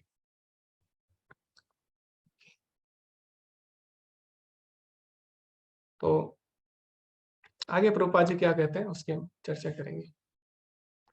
तो प्रभुपाद जी बोलते हैं ज्ञान यह ज्ञान की यह भौतिक शरीर नहीं बल्कि आत्मा है, मुक्ति के लिए पर्याप्त नहीं है। आत्मा की स्थिति में कार्य करना पड़ता है। पूर्ण ज्ञान में की गई गतिविधियां वास्तविक ज्ञान में प्रगति को मजबूत करती है। तो ज्ञान का मतलब क्या है? ज्ञान का मतलब है कि ये जान लेना हम शरीर नहीं, हम आत्मा हैं। लेकिन क्या केवल इतना जानना कि हम शरीर नहीं, हम आत्मा है, क्या इतना हमारी मुक्ति के लिए पर्याप्त है? नहीं। तो कई लोग हैं वो ध्यान करते हैं और वो क्या करते हैं, एक मंत्र है अहम ब्रह्मास्मि, कि मैं शरीर नहीं हूँ, मैं आत्मा हूँ, इसका जप करते हैं। ठीक है। तो एक समय बाद क्या होता है, इसका जप करते करते उनको आभास हो जाता है कि वो शरीर नहीं, वो आत्मा है ना, अहम ब्रह्मास्मि। तो क्या ये जान लेने से कि मैं शरीर नहीं हूँ, मैं आत्मा हूँ, हमारा जीवन सिद्ध हो जाएगा? नहीं होगा, है ना। तो हमें क्या करना पड़ेगा? अब हमें पता लग चुका है हम शरीर नहीं है, आत्मा है, हमें ज्ञान मिल चुका है। तो अब हमें क्या करना है? ज्ञान को अप्लाई भी करना होता है। तो मान लीजिए कोई व्यक्ति है और वो इंजीनियरिंग कर रहा है, कोई स्टूडेंट है, तो केवल ये बोलने से कि मैं इंजीनियर हूँ, उसको डिग्री नहीं मिल जाएगी। उसको कोर्स करना पड़ेगा, उसको क्लास जाना पड़ेगा, असाइनमेंट करने पड़ेंगे, उसको प्रैक्टिकल करने पड़ेंगे, उसको थीसिस लिखनी पड़ेगी, तब जाके उसको डिग्री मिलेगी, है ना। तो मैं इंजीनियर हूँ बोलने से डिग्री नहीं मिलेगी। इसी प्रकार मैं शरीर हूँ, अहम ब्रह्मास्मि बोलने से जीवन सिद्ध नहीं होगा। अगर मैं शरीर नहीं हूँ, मैं आत्मा हूँ, तो मुझे कार्य करना पड़ेगा। मान लीजिए कोई बच्चा है ना। अगर बच्चा बोलता है कि जैसे बच्चा बोलता है अपने माता पिता से कि मैं तुमसे प्रेम करता हूँ। ठीक है, छोटा बच्चा होता है, वो अपने माता पिता को बोलता है मम्मी पापा मैं तुमसे प्रेम करता हूँ। तो क्या इतने बोलने से हो जाएगा? नहीं। अगर वो प्रेम करता है तो उसको दिखाना पड़ेगा। प्रेम खाली बोलने से नहीं होगा, है ना। उसको उनकी सेवा करनी पड़ेगी, उनका आदर करना पड़ेगा, उनके लिए कुछ करना पड़ेगा जीवन में। तो इसी प्रकार ये बोलने से या ये जान लेने से कि मैं शरीर नहीं, मैं आत्मा हूँ, इतना बोलने से जीवन सिद्ध नहीं हो जाता। इसके बाद हमें क्या करना होता है? इसके बाद हमें भगवान की सेवा करनी होती है, क्योंकि जब हम जान जाते हैं हम शरीर नहीं, हम आत्मा है, तो आत्मा का कार्य क्या है? आत्मा का कार्य है भगवान की प्रसन्नता के लिए कार्य करना। ठीक है। तो जैसे कि श्रीमद् भागवतम में बोला गया है, सवै पुंसा परो धर्म यतो भक्ति रदोक्षजे, यही तो की अप्रताहिता ये आत्मया सुप्रसिद्धति। तो आत्मा कब प्रसन्न होती है? ये आत्मया। तो उसमें बोला गया ये आत्मा कब प्रसन्न होती है? अहेतु की अप्रताहिता, है ना। जब ये ऐसी भक्ति करती है, अहेतु की यानी बिना कारण के, बिना इच्छा के, और अप्रताहिता यानी लगातार भगवान की भक्ति करने से। तो आत्मा प्रसन्न कब होगी? जब भगवान की भक्ति करेंगे। केवल ज्ञान से हमें सिद्धि प्राप्त नहीं हो सकती, तो ज्ञान को हमें अप्लाई करना होगा, है ना। तो इसीलिए अप्लाई कहाँ करेंगे? हम भगवान के लिए करेंगे, तो तब ज्ञान को पूर्ण माना जाएगा। यह समझना चाहिए कि वस्तुतः कुछ भी किसी का नहीं है, तो फिर त्याग का प्रश्न ही नहीं उठता। जो जानता है कि सब कुछ कृष्ण की संपत्ति है, वह हमेशा त्याग में स्थित होता है। क्योंकि सब कुछ कृष्ण का है, सब कुछ कृष्ण की सेवा में लगना चाहिए। कृष्ण भावनामृत में क्रिया का यह सिद्ध रूप मायावाद विचारधारा के एक सन्यासी द्वारा कृत्रिम त्याग की किसी भी मात्रा से कई बेहतर है। तो इसकी हम पहले ही चर्चा कर चुके हैं, मायावाद संन्यास और वैष्णव संन्यास में क्या अंतर है। मायावाद संन्यास यानी सब चीजों को माया समझकर त्याग देना, और वैष्णव संन्यास मतलब होता है कि सारी चीजों को भगवान का समझकर भगवान की सेवा में लगाना। तो ये ज्यादा सरल भी है, ज्यादा व्यवहारिक यानी प्रैक्टिकल भी है, और भगवान ने खुद बोल दिया कि ये ज्यादा श्रेष्ठ है। ठीक है, तो इससे बड़ी बात और क्या होगी। हाँ, तो भगवान ने स्वयं बोल दिया कि युक्त वैराग्य मायावाद वैराग्य से अधिक श्रेष्ठ है। ठीक है, ओके। तो आगे हम चर्चा करेंगे और श्लोकों पे, तो आगे भगवान ने क्या क्या बोला है। तो चौथे श्लोक में भगवान बोलते हैं, तो चौथे श्लोक में भगवान ने बोला सांख्य योगो पृथक बाला परवदंती न पंडिता एकमपि स्थितो सम्यक उभयोर विंदते फलम। कि यानी अज्ञानी ही कर्म योग और भौतिक जगत के विश्लेषणात्मक अध्ययन यानी सांख्य योग यानी ज्ञान योग को भिन्न कहता है। जो वस्तुतः ज्ञानी है वह कहते हैं कि जो इनमें से किसी एक मार्ग का भली भांति अनुसरण करता है वह दोनों के फल को प्राप्त कर लेता है। तो यहाँ पे भगवान बोले जो ज्ञान योग है और जो भक्ति में कर्म है यानी कर्म योग है, दोनों ही एक ही है। क्यों? क्योंकि ज्ञान योग का उद्देश्य क्या है? ज्ञान योग का उद्देश्य है भक्ति करना, और कर्म योग का उद्देश्य क्या है? कर्म योग का उद्देश्य है भगवान के लिए कर्म करना। तो जब तक ज्ञान नहीं होगा तब तक हम भगवान के लिए अच्छे से कर्म नहीं कर सकते ना। और जब तक हम भगवान के लिए कर्म नहीं करेंगे तो ज्ञान पूर्ण नहीं होगा। तो इसीलिए दोनों एक दूसरे के पूरक है। केवल ज्ञान और केवल कर्म करना ही सही नहीं है ना। कर्म तो अर्जुन भी कर सकता था, कोई भी कर्म कर सकता था, लेकिन उसने क्या किया? ज्ञान में कर्म किया, भगवान से ज्ञान लिया फिर उसने कर्म किया है। तो केवल कर्म करना और केवल ज्ञान दोनों ही क्या है, अपूर्ण है। तो हमें क्या करना है, ज्ञान के साथ कर्म करना है, ठीक है। और जब हम भगवान के लिए कार्य करते हैं, कार्य करने का प्रयास करते हैं, तो भगवान हमारी सहायता करते हैं दिव्य ज्ञान देने में। भगवान बोलते भी है कि भगवान उसमें बोलते हैं 9वें अध्याय में भगवान बताते हैं कि ददामि बुद्धि योगम तम येन माम उपयन्ति ते तेषां सतत युक्तानां भजतां प्रीति पूर्वकम, कि जो मेरी प्रीति पूर्वक भक्ति करते हैं, सेवा करते हैं, ददामि बुद्धि योगम तम, उनको मैं बुद्धि देता हूँ, उनको मैं ज्ञान देता हूँ, ठीक है। तो ज्ञान जरूरी है भक्ति में आगे बढ़ने के लिए। तो हो सकता है आरंभ में किसी के पास ज्ञान ना हो, लेकिन केवल वो भगवान को प्रसन्न करना चाह रहा है, तो ऐसे में भगवान उसकी सहायता जरूर करते हैं कि उसको दिव्य ज्ञान मिले, क्योंकि दिव्य ज्ञान से हम भगवान की भक्ति अच्छे से कर सकते हैं। तो मान लीजिए आपके घर में कोई मेहमान आते हैं, तो 2 तरीके हैं मेहमान की सेवा करने के। क्या? एक तो आप अपनी मर्जी से कुछ भी उनको दे देना, जैसे कि आप उन्हें पूछे भी ना और आप अपनी मर्जी से कुछ भी उनके सामने रख दें। तो इससे क्या होगा, मेहमान को अच्छा लगेगा क्योंकि आप उनके लिए कुछ लाए, उनकी सेवा की। लेकिन क्या ये सही है? नहीं। सही क्या है कि आप पहले मेहमान से पूछे कि आपको क्या पसंद है, वो चीज़ आप उनके सामने रखें, है ना? तो ये ज़्यादा श्रेष्ठ विधि है और इससे उनको और अच्छा लगेगा। तो ऐसा नहीं है पहले विधि खराब है, पहले भी उनको अच्छा लगेगा क्योंकि आपने उनके लिए कुछ तो किया, है ना? लेकिन सबसे श्रेष्ठ क्या होगा कि आप उनसे पूछ के उनके लिए कुछ करें। तो इसी प्रकार जब हम भक्ति करते हैं तो हमें अपनी मन मर्जी से नहीं करना, है ना? कि आचार्य ने बोला है, भगवान बोले कि मेरा नाम लो और हम कुछ भी बोल रहे हैं, या भगवान ने जो विधि बताई है उसका हम अनुसरण नहीं करते। तो इसको बोलते हैं सहजीय भक्ति। सहजीय भक्ति मतलब अपनी तरह से भक्ति करना, अपनी मन मर्जी के नियम बनाना और उनका पालन करना, ठीक है? तो हमें ऐसा नहीं करना। तो कई लोग बोलते हैं कुछ भी करो, भगवान तो भाव के भूखे हैं, हम तो कुछ भी करेंगे, है ना? तो हम तो बाहर से भगवान को कुछ भी देंगे, कुछ भी खिलाएंगे, भगवान तो केवल भाव के भूखे हैं। तो हम ये भी खिलाएंगे, वो भी खिलाएंगे, लेकिन ऐसा नहीं है। हमें ज्ञान में रहकर भक्ति करनी है, जो आचार्यों ने हमें मार्ग बताया है, तो जो भगवान ने शास्त्रों में मार्ग बताया, उसके अनुसार भगवान की सेवा करनी चाहिए। तो मैंने आपको उदाहरण दिया, मेहमान की सेवा कैसे करनी है, मेहमान से पूछ के करनी है, वो ज़्यादा श्रेष्ठ है ना? तो इसी प्रकार आप भगवान के लिए कुछ भी करें, अपने मन से कुछ भी करें, आप बोले भगवान भाव के भूखे हैं, अच्छा है, वो अच्छा है, लेकिन उससे श्रेष्ठ क्या है कि जो भगवान ने बताया शास्त्रों में, उसके अनुसार अगर हम करें, है ना? तो मेहमान से पूछकर अगर हम मेहमान की सेवा करें, तो वो ज़्यादा श्रेष्ठ है। तो इसीलिए हमें क्या करना है, भगवान के बारे में ज्ञान जब होगा तब हम भगवान की अच्छे से भक्ति कर पाएंगे। तो इसलिए ज्ञान योग और कर्म योग दोनों ही एक दूसरे के पूरक है, यही भगवान इसमें बता रहे हैं, ठीक है। तो भगवान इसमें कैसे उदाहरण, प्रभुपाद जी इसमें उदाहरण देते हैं। एक जो ज्ञान योग है वो कैसा है, वो है पेड़ ढूंढने के लिए, पेड़ ढूंढने जैसा है। तो जब तक पेड़ नहीं ढूंढोगे तब तक आप उसको पानी कैसे दोगे, है ना? तो ज्ञान योग है पेड़ की जड़ ढूंढना, और कर्म योग क्या है, उसमें पानी डालना। तो दोनों ही जरूरी है, पानी डालना और जड़ ढूंढना। अगर आप मान लीजिए पानी डाल रहे हैं लेकिन आपको नहीं पता जड़ कहाँ पे है, तो क्या आप सही, तो क्या पेड़ अच्छे से उगेगा? नहीं उगेगा, है ना? तो जड़ भी ढूंढनी है और उसमें पानी भी डालना है। तो ज्ञान योग कैसा है, जड़ ढूंढने जैसा, और कर्म योग है उसमें पानी डालने जैसा। तो दोनों ही महत्वपूर्ण है, ठीक है, ज्ञान योग भी और भक्ति योग भी। तो इसमें बताते हैं आगे, फिर जैसे कि हम यहाँ पे देख सकते हैं 8वें श्लोक पे, तो उसमें क्या बोला गया है, नैव किंचित करो मिति युक्तो मन्यते तत्त्ववित्। देखने, सुनने, सूंघने, खाने, घूमने फिरने, सोने और सांस लेने में लगा हुआ दैवीय चेतना में एक व्यक्ति हमेशा अपने भीतर जानता है कि वह वास्तव में कुछ नहीं करता। तो जो वास्तव में भगवान के भक्त होते हैं, शुद्ध भक्त होते हैं, उन्हें पता है कि कोई भी वो कार्य नहीं कर रहे। तो जो भी वो कार्य कर पा रहे केवल भगवान की कृपा के कारण ही ऐसा हो रहा है, क्योंकि भगवान ही क्या है, ईश्वर परमा कृष्ण सच्चिदानंद विग्रह अनादिरादिर गोविंद सर्व कारण कारणम। ये सभी कारणों के कारण भगवान ही है। तो इसीलिए वो व्यक्ति क्या करेगा, सभी तरह से भगवान को प्रसन्न करना चाहेगा। तो उसके जीवन में चाहे सुख हो या दुख हो, तो वो क्या करता है, हमेशा प्रसन्न रहेगा। क्यों? दुख अगर जीवन में आएंगे तो व्यक्ति सोचेगा कि भगवान, मेरे कर्मों के कारण मुझे बहुत बड़े दुख मिलने वाले थे, लेकिन भगवान की कृपा के कारण ये बहुत ही सूक्ष्म रूप में मुझे मिले हैं। यानी वो सोचता है कि जहाँ पे मेरी गर्दन कटनी थी, वहां पे केवल मेरी उंगली कटी है। तो इस तरह भगवान का धन्यवाद करेगा दुख में, और सुख में क्या करेगा, सुख में वो सोचेगा कि मैं सुख के लायक नहीं था, लेकिन भगवान की कृपा है, उन्होंने मुझे बहुत ज्यादा सुख दिया है, उनकी कृपा है ना।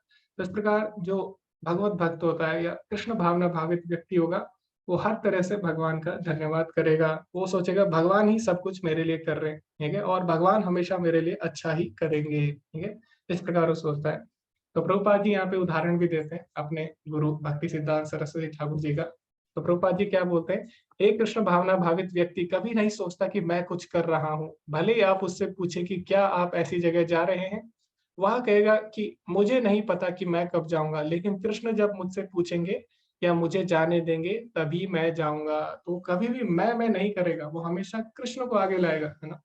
तो जैसे अगर मान लीजिए आप पढ़ाई कर रहे हो, कोई आपसे पूछे कि आप क्या पढ़ रहे हैं, तो आप ये नहीं बोलेंगे कि हाँ मैं पढ़ रहा हूँ। तो आप ऐसा बोल सकते हैं, लेकिन हम ऐसा बोल सकते हैं साधारण व्यक्ति। लेकिन जो भगवान का भक्त होगा वो कैसे बोलेगा, वो बोलेगा हाँ भगवान की कृपा है कि आज मुझे पढ़ने का अवसर मिला है। तो क्या करेगा, हर जगह भगवान को लाएगा, है ना, कभी भी मैं शब्द नहीं लाएगा। ठीक है। तो आप यहाँ पे जैसे प्रभुपाद जी उदाहरण देते हैं अपने गुरु का, भक्ति सिद्धांत सरस्वती ठाकुर जी का। तो बोलते हैं मैं अपने गुरु महाराज से अपने व्यवहारिक अनुभव से कह रहा हूँ, वे कभी नहीं कहेंगे मैं जा रहा हूँ। वो क्या करेंगे, वो नहीं करेंगे कि मैं कर रहा हूँ, वो बोलते हैं यदि कृष्ण की इच्छा है तो मैं यहाँ करूंगा, यदि कृष्ण चाहे तो मैं जाऊंगा। तो जब उनके गुरु महाराज से कोई पूछता था कि आप ये करने जा रहे हैं, तो बोलते थे कृष्ण की इच्छा है, अगर कृष्ण ने चाहा तो मैं ये कर पाऊंगा। तो बोलेंगे आप यहाँ जा रहे हैं, नहीं कृष्ण की इच्छा होगी तो मैं यहाँ जा पाऊंगा। तो इस तरह वो क्या करते हैं, हर बात में भगवान को जोड़ते हैं। ठीक है। तो जो पूर्ण भावना भावित व्यक्ति होते हैं, कृष्ण भावना भावित व्यक्ति, वो हमेशा कृष्ण को ही सर्व कारण कारण मानते हैं और इस तरह हमेशा भगवान की चर्चा करते हैं। तो आगे प्रभुपाद जी बताते हैं और इसके बारे में विस्तार से। तो इसमें भी हम देखते हैं आगे के श्लोकों में। तो इसमें एक बहुत ही सुंदर उदाहरण दिया है भगवान ने समझाने के लिए कि जो भगवान के भक्त होते हैं वो भौतिक संसार में रहकर भी भौतिक संसार में नहीं फंसते हैं। योग युक्तो विशुद्धात्मा विचित आत्मा जितेंद्रिया। और इसमें भगवान उदाहरण भी देते हैं किसका, पद्म पत्र विभावसा, यानी जो कमल का पत्ता होता है उसका उदाहरण देते हैं। तो भगवान यहाँ पे बोलते हैं कि ब्रह्मणाभ्य कर्माणि संग त्यक्ता करोतिया लिप्यते नास पापेना पद्म पत्र विभावसा। जो व्यक्ति कर्म फलों को ईश्वर को समर्पित करके आसक्ति रहित होकर अपना कर्म करता है, वह पाप कर्मों से उसी प्रकार अप्रभावित रहता है जिस प्रकार कमल पत्र जल से अस्पर्श रहता है। तो यहाँ पे भगवान ने उदाहरण दे दिया कि भगवान के भक्त भौतिक संसार में रहकर भी भौतिक संसार में लिप्त नहीं होते। इसके लिए भगवान ने सुंदर उदाहरण दिया कमल के पत्ते का। तो जैसे कमल का पत्ता होता है वो जल में रहता है, कीचड़ में रहता है, लेकिन कभी भी कीचड़ उस पर नहीं टिक पाता, पानी भी उस पर नहीं टिक पाता, है ना, आपने देखा होगा। तो पानी के बीच में रहकर भी वो पानी से प्रभावित नहीं होता। इसी तरह भगवान के भक्त हमेशा एकांत में नहीं जाते, वो क्या करते हैं, हमेशा संसार के बीच में रहकर ही भगवान की भक्ति करते हैं और उससे बिल्कुल भी प्रभावित नहीं होते। तो क्या आप ऐसे कोई उदाहरण बता सकते हैं जिसमें भगवान के भक्त भौतिक संसार में रहकर ही भगवान की भक्ति करते हैं लेकिन वो संसार से बिल्कुल भी प्रभावित नहीं होते। ठीक है। उनके आसपास का वातावरण ऐसा नहीं होता कि वो भक्ति कर पाए, लेकिन फिर भी वो भगवान की अच्छे से भक्ति करते हैं। जैसे कि कमल का पत्ता यहाँ पर भगवान बोलते हैं पानी से अप्रभावित रहता है। तो आप ऐसे उदाहरण बता सकते हैं। जी हरे कृष्णा साकेत प्रभु जी।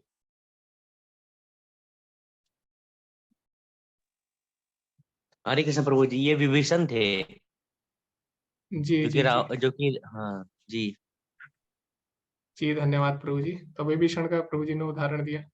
तो उनके स्वयं के भाई, है ना, वो क्या थे, सभी असुर थे, फिर भी वो भगवान की भक्ति करते थे। जी बहुत ही अच्छा उदाहरण है। हरे कृष्णा आभा माता जी। हरे कृष्णा प्रभु जी। श्रील प्रभुपाद जी। हाँ तो माता जी ने अभी लेटेस्ट उदाहरण दिया श्रील प्रभुपाद जी का। तो अगर हम देखें अभी के उदाहरण में तो प्रभुपाद जी ने करके बताया, है ना। तो विभीषण जी का उदाहरण है, बहुत सारे भक्त हैं, लेकिन अभी अभी हम देखें तो प्रभुपाद जी ने ये सिद्ध करके दिखाया। ठीक है। भगवत गीता को अपने जीवन में उतारा। तो यहाँ पे भगवान ने जो बोला प्रभुपाद जी ने वो करके दिखाया है। ठीक है। तो भगवान ने बोला उनके भक्त संसार के बीच में रहकर भी उनसे प्रभावित नहीं होते। तो प्रभुपाद जी अमेरिका गए। अमेरिका ऐसा शहर था जो सबसे ज्यादा पाप कर्मों में लिप्त था उस समय, अगर हम देखें। ठीक है। और उसमें भी जो सबसे सबसे जो मुख्य शहर था जहाँ पे सबसे ज्यादा पाप कर्म होते थे वो कौन सा था, न्यूयॉर्क सिटी था, है ना, न्यूयॉर्क। तो प्रभुपाद जी न्यूयॉर्क गए। ठीक है। सबसे सबसे मुश्किल कठिन जगह गए और उसमें भी सबसे कठिन शहर में जाके प्रभुपाद जी ने प्रचार किया और ये सिद्ध किया कि भगवान के भक्त कहीं भी रहे वो किसी भी चीज से प्रभावित नहीं होते। तो जहां जाते हैं भगवान के भक्त वहीं पे वृंदावन बना देते हैं। ठीक है। तो कई लोग प्रभुपाद जी से पूछते भी थे कि आप वृंदावन में क्यों नहीं रहते, आप क्यों इधर उधर घूमते हो, क्योंकि हमने देखा है जो वृंदावन से जो लोग आते हैं सन्यासी, वो वृंदावन में ही रहते हैं ना, वो इधर उधर जाना पसंद नहीं करते। तो भगवान के भक्त जहां भी जाते हो वहीं पे वृंदावन बना देते हैं, उससे बिल्कुल भी प्रभावित नहीं होते। तो प्रभुपाद जी ने क्या किया, प्रभुपाद जी ने विश्व के बीच में रहकर ही प्रभुपाद जी ने कृष्ण भावनामृत का प्रचार किया और उससे बिल्कुल भी प्रभावित नहीं हुए। तो जब प्रभुपाद जी अमेरिका जा रहे थे तो किसी ने उनसे पूछा कि प्रभुपाद अब आप अमेरिका जा रहे हो तो आपको वहाँ की बोलचाल, वहाँ का खाना पीना, वहाँ का रहन सहन, वहाँ का पहनावा, ये सब आपको सीख लेना चाहिए, है ना, क्योंकि आप दूसरे देश जा रहे हो तो आपके लिए बहुत कठिन होगा। तो प्रभुपाद जी ने बोला मैं वहाँ उनसे सीखने नहीं जा रहा हूँ, मैं वहाँ उनको भगवान के बारे में सिखाने जा रहा हूँ। तो यानी प्रभुपाद जी ने वहाँ की चीजें ग्रहण नहीं की, है ना, वहाँ का पहनावा और वहाँ का खान पान, ठीक है, बल्कि प्रभुपाद जी ने क्या किया, उनको भी साड़ी और धोती पहना दी, है ना। प्रभुपाद जी ने क्या किया, अपनी संस्कृति उनको दी, ना कि उनकी संस्कृति ग्रहण कर ली। बहुत सारे लोग हुए भारत से जो लोग गए विदेश, ठीक है, लेकिन उन्होंने क्या किया, उन्होंने वहाँ की संस्कृति ग्रहण कर ली, है ना। तो लोग सीखने गए थे लेकिन सीख के आगे उल्टा, लेकिन प्रभुपाद जी ने ऐसा नहीं किया। प्रभुपाद जी सिखाने गए और सबको सिखा के आए। आज हम देखते हैं अंग्रेज फॉरेनर लोग क्या कर रहे हैं, हरे कृष्ण महामंत्र का कीर्तन कर रहे हैं साड़ी पहन के, आना तो उनको किसने सिखाया साड़ी पहनना, ठीक है, धोती पहनना उनको किसने सिखाया, तो सब प्रभुपाद जी के कारण हुआ, ठीक है। प्रभुपाद जी ने हमारी संस्कृति का प्रचार किया, उनसे उनकी संस्कृति से प्रभावित नहीं हुए, है ना। तो इस तरह भगवान के भक्त होते हैं, किसी भी चीज से प्रभावित नहीं होते। जी हरे कृष्णा प्रवीण माता जी। हरे कृष्ण प्रभु जी, दंडवत प्रणाम। दंडवत प्रभु जी, मीराबाई एक ऐसा उदाहरण है जिन्होंने बहुत कठिन वातावरण में भी अपनी भक्ति को बहुत आगे तक बढ़ाया। जी जी जी माता जी। और मेरा भाई भी थी, उनके जब पति की मृत्यु हो गई थी उसके बाद काफी अत्याचार उनको झेलना पड़ा समाज से, लेकिन फिर भी जी। और सुधीर प्रभु जी ने भी बोला है प्रभुपाद जी का उदाहरण। जी ओके। तो वहां पे जी प्रभु जी वहां पे बिना ऑनियन गार्लिक के खाना खाते थे। प्रभुपाद जी अपने साथ एक लंच बॉक्स ले गए थे, वहां पे खुद से सब्जियां बनाते थे, ठीक है। तो एक लंच बॉक्स था उनका, उसमें एक साथ 4 आइटम बना सकते थे। आप देखना उनके बारे में अगर आपको पढ़ना है तो प्रभुपाद लीलामृत करके एक पुस्तक आती है, उसका आप जरूर पढ़ें, ठीक है। तो मैं सभी से रिक्वेस्ट करूंगा प्रभुपाद जी के बारे में अगर किसी को जानना है तो बहुत ही अच्छी पुस्तक है, तो उसको आप जरूर पढ़ें। मैं चैट में लिख देता हूँ उनके संघर्ष के बारे में, उन्होंने क्या क्या किया, कैसे कैसे उन्होंने खाना बनाया, ठीक है। तो जो अंग्रेज नशा करते थे उनको भी उन्होंने बिना प्याज लहसुन के खाना बनाना सिखाया, ठीक है। और आज भी बाहर भी जितने भी सेंटर है वहाँ पे बिना प्याज लहसुन के खाना बनता है। गाय की सेवा, जो लोग गाय को खाते थे वो आज गाय की सेवा कर रहे हैं ना, तो इससे बड़ा चमत्कार क्या हो सकता है। तो किसी ने एक बार प्रभुपाद जी से पूछा भी था कि उसको लगा कि शायद ये कोई चमत्कार दिखाएंगे, जैसे बहुत सारे बाबा लोग क्या करते हैं चमत्कार दिखाते हैं ना।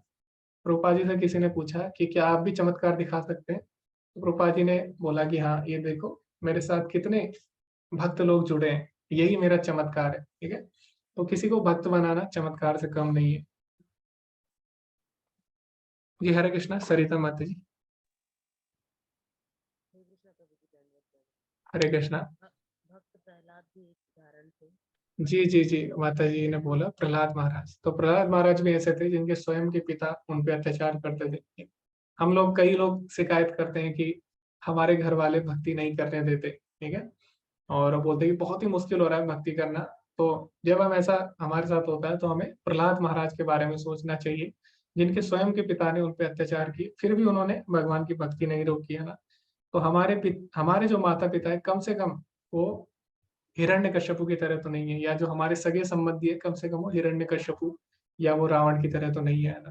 तो इसीलिए हमें भक्तों के बारे में सुनना चाहिए, उनके बारे में पढ़ना चाहिए, ताकि हमें हमेशा भक्ति के लिए प्रेरणा मिल सके, ठीक है। तो सभी ने अच्छे उदाहरण दिए और मुख्य मुख्य जो उदाहरण थे वो हमने उनकी चर्चा कर ली है। तो इससे हम आगे बढ़ते हैं।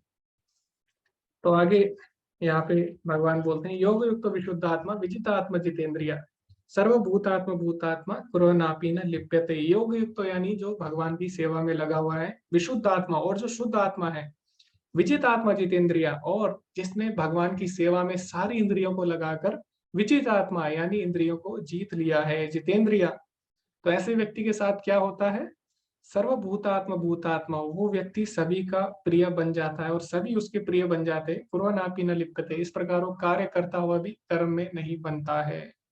तो जब कोई अपनी इंद्रियों को वश में कर लेता, कहते भगवान की सेवा में लगा के, तो व्यक्ति किसी से घृणा नहीं करता, वो सबको भगवान के अंश के रूप में देखता है और कोई भी व्यक्ति उससे घृणा नहीं करता। तो हमारे जीवन में झगड़े कब होते हैं, लड़ाई झगड़े, जब हमारी इंद्रियां अनियंत्रित हो जाती है। आपने किसी को गलत बोल दिया, आपने कुछ गलत देख लिया, किसी के बारे में कुछ गलत सुन लिया, तो वहीं से झगड़े आरंभ हो जाते हैं ना दो व्यक्तियों में।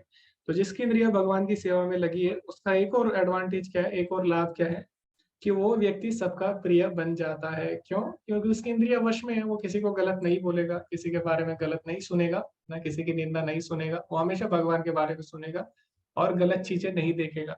तो इससे क्या होगा, वो सभी का प्रिय बन जाता है। ठीक है, भगवान के भक्त सभी के प्रिय बन जाते हैं, ऐसा भगवान यहाँ पे बता रहे हैं। तो हम आगे बढ़ेंगे इसी के साथ। तो यहाँ पे लिखा गया है, माया से आच्छादित परम सत्य पदार्थ कहलाता है। परम सत्य के कारण से जुड़ा हुआ पदार्थ अपने आध्यात्मिक गुणों को पुनः प्राप्त कर लेता है। कृष्ण चेतना मायावी चेतना को ब्रह्म या सर्वोच्च में परिवर्तित करने की प्रक्रिया है। तो वास्तव में सारी जो आत्माएं हैं वो क्या है, सच्चिदानंद है ना।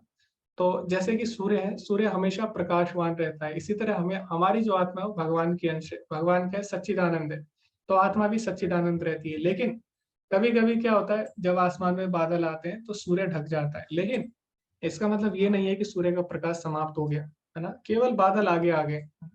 तो जो माया है इसी प्रकार कार्य करती है। तो हमारी आत्मा सच्चिदानंद है, वो कभी भी दूषित नहीं हो सकती, कभी हमेशा शुद्ध रहती है, लेकिन माया के कारण वो अशुद्ध प्रतीत होती है। ठीक है, तो माया के बादल जब उसको ढक लेते हैं तो अपना वास्तविक स्वरूप खो बैठती है ना। तो सूरज हमेशा प्रकाशवान रहता है, लेकिन बादल के कारण ऐसा प्रतीत होता है कि सूर्य का तेज समाप्त हो गया है। लेकिन जब हम भगवान से जुड़ जाते हैं, भगवान की भक्ति करते हैं, तो हम दोबारा से अपना सच्चिदानंद स्वरूप प्राप्त कर सकते हैं, दोबारा से हम भगवत प्राप्ति कर सकते हैं। ठीक है, तो यही यहाँ पे बताया गया है। जैसे कि आपने देखा होगा, एक चिंगारी होती है, चिंगारी जब तक आग के समीप रहती है तब तक उसमें तेज रहता है ना। जैसी चिंगारी को आप दूर ले जाओगे तो क्या होगा, बुझ जाती है। जैसे कि आप लोहा लीजिए, एक लोहे की छड़, आपने देखा होगा लोहार की दुकान में, तो लोहार की छड़, जब लोहार क्या करता है, लोहे की छड़ को आग में डालता है, तो कुछ समय बाद जो लोहे की छड़ होती है वो भी आग जैसी हो जाती है ना, वो भी आग जैसी हो जाती है, और उससे आप किसी चीज को छूओगे तो वहां पे आग लग जाएगी। ठीक है, तो एकदम आग जैसी हो जाती है। इसी प्रकार जो आत्मा है वो जब भगवान के संपर्क में आती है, भगवान की सेवा करती है, तो दोबारा से अपना सच्चिदानंद स्वरूप प्राप्त कर लेती है। तो यही यहाँ पे प्रभुपाद जी बता रहे हैं। और जितना अधिक भौतिक संसार की गतिविधियां कृष्ण भावनामृत में या केवल विष्णु के लिए की जाती है, उतना ही पूर्ण अवशोषण से वातावरण आध्यात्मिक हो जाता है। तो जब आप भगवान की भक्ति करते हो, ना केवल आप अपने आप को शुद्ध करते हो, बल्कि आप अपने वातावरण को भी शुद्ध करते हो। तो बाकी जो प्रोसेस है, बाकी विधियां है, ज्ञान योग हो गया और अष्टांग योग हो गया, ध्यान योग हो गया, ये सन्यासी हो गए, जो भी हो गया, वो सभी क्या करते हैं, अपने लिए कार्य करते हैं ना। सन्यासी क्या कर रहा है, अपने लिए कर रहा हो, है ना, वो एकांत में जा रहा है, किसके लिए, अपने लिए जा रहा है, उसे समाज से कोई लेना देना नहीं है।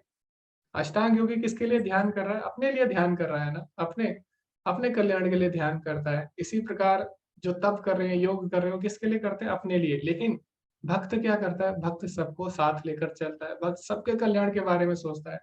और भक्ति आरंभ ही होती है भक्तों के संग से।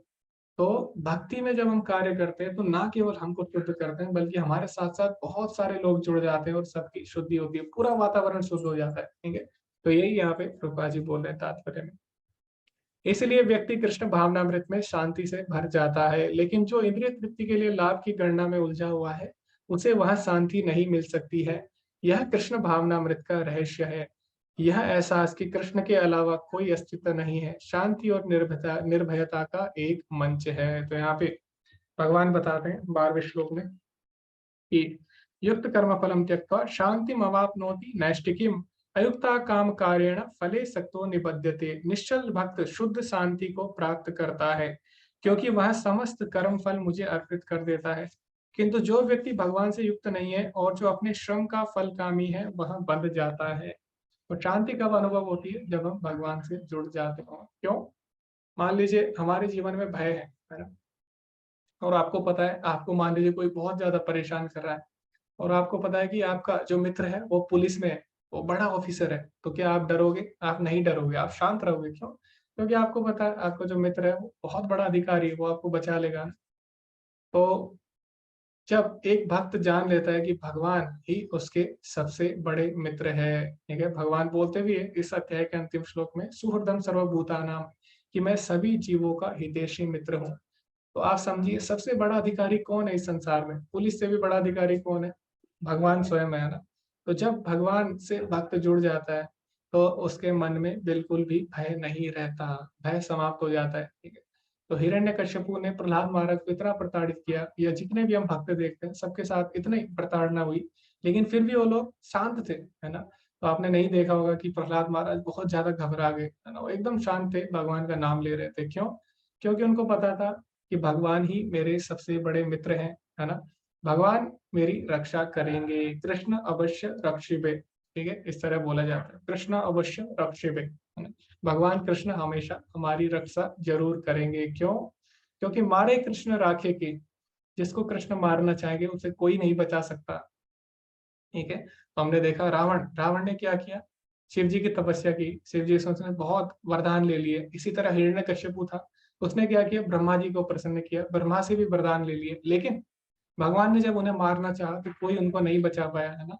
तो मारे कृष्ण राखे के, जब कृष्ण किसी को मारना चाहते तो कोई उसको नहीं बचा सकता, और राखे कृष्ण मारे के, जब कृष्ण किसी की रक्षा करना चाहते हैं तो फिर कोई भी उसको नहीं मार सकता। जैसे प्रहलाद महाराज हो गए, उनको भगवान रक्षा कर रहे थे तो उनको कोई भी नहीं मार सकता, ठीक है। तो इसीलिए जो व्यक्ति भगवान के शरणागत है, भगवान के लिए कर्म करेगा, वो जीवन में अपने आप शांति का अनुभव करता है। और ये आप देख सकते हैं प्रैक्टिकली, भगवान के जो भक्त होते हैं कितने शांत रहते हैं, कोई भी भय नहीं रहता उनके मन में, है ना।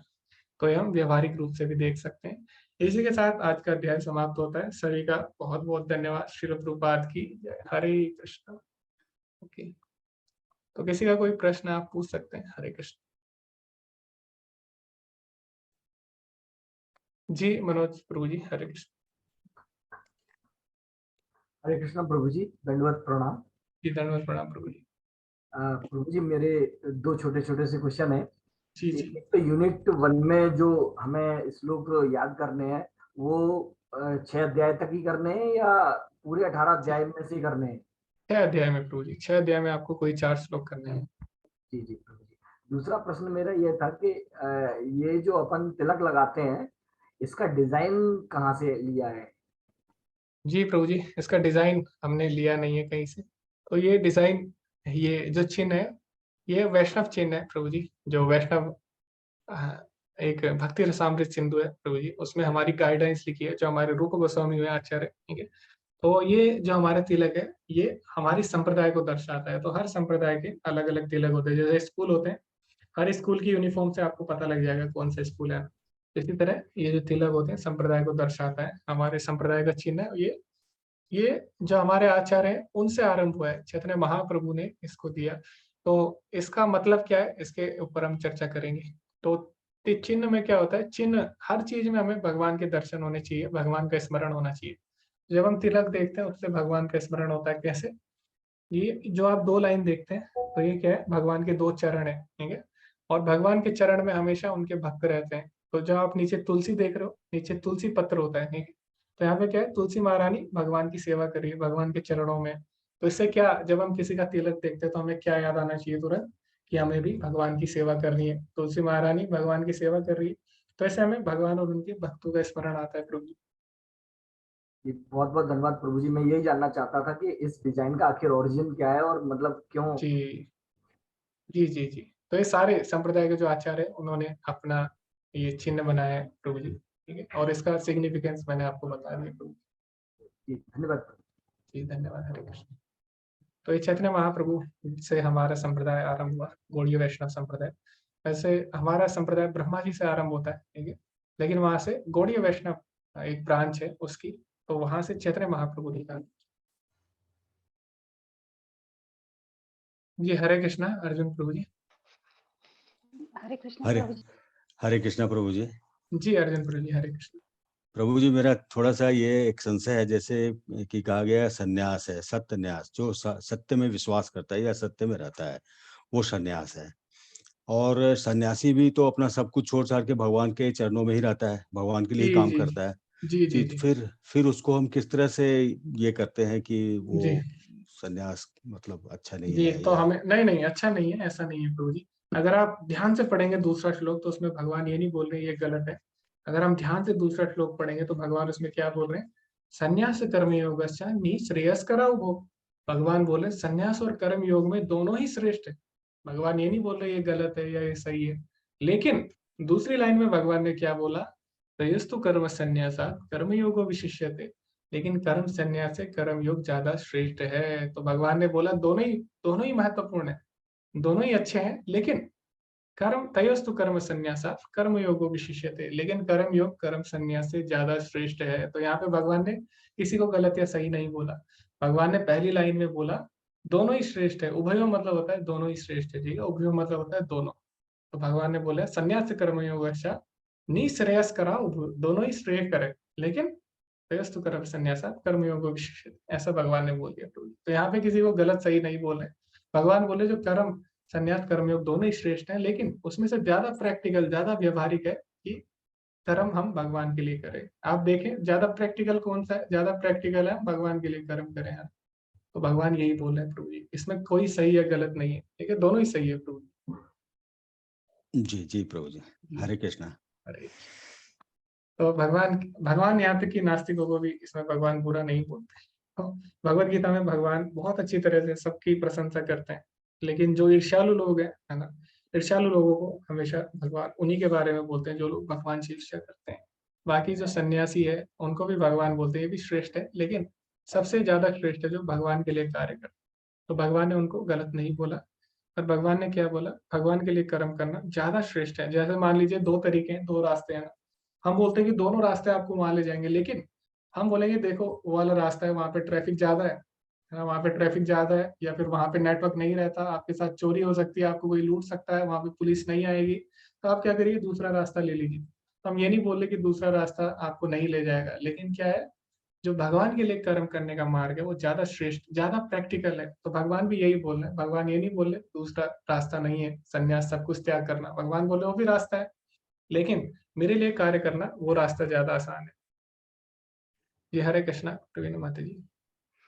हरे कृष्णा प्रभु जी, धन्यवाद प्रणाम प्रभु जी। धन्यवाद ये प्रणाम जो माता श्लोकों के लिए जो कहा गया था कि भी श्लोक लर्न करें, अगर हम सीक्वेंस में 1 to 5 1 to 10 करें तो चलेगा, मतलब कोई दिक्कत तो नहीं है कि भी चैप्टर, क्योंकि वो श्लोक 1 में से एक मतलब उसमें जो 108 श्लोक है उसमें पहला जो श्लोक है वो चैप्टर 1 से है, बाकी के 10 या 11 चैप्टर 2 से हैं।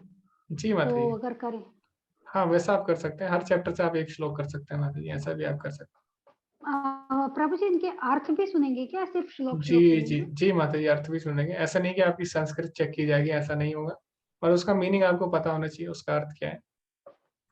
जी जी जी प्रभु जी, बस ये कंफर्म करना था कि अर्थ भी हमें समझने होंगे। वैसे तो अच्छी बात है कि भी अर्थ भी हम जान लें। जी माता जी, एक्चुअली जो भक्ति शास्त्री कोर्स है बहुत ही रिपीटेड कोर्स है, बहुत ही इसकी मतलब इसका बहुत ही सम्मान है सभी जगह।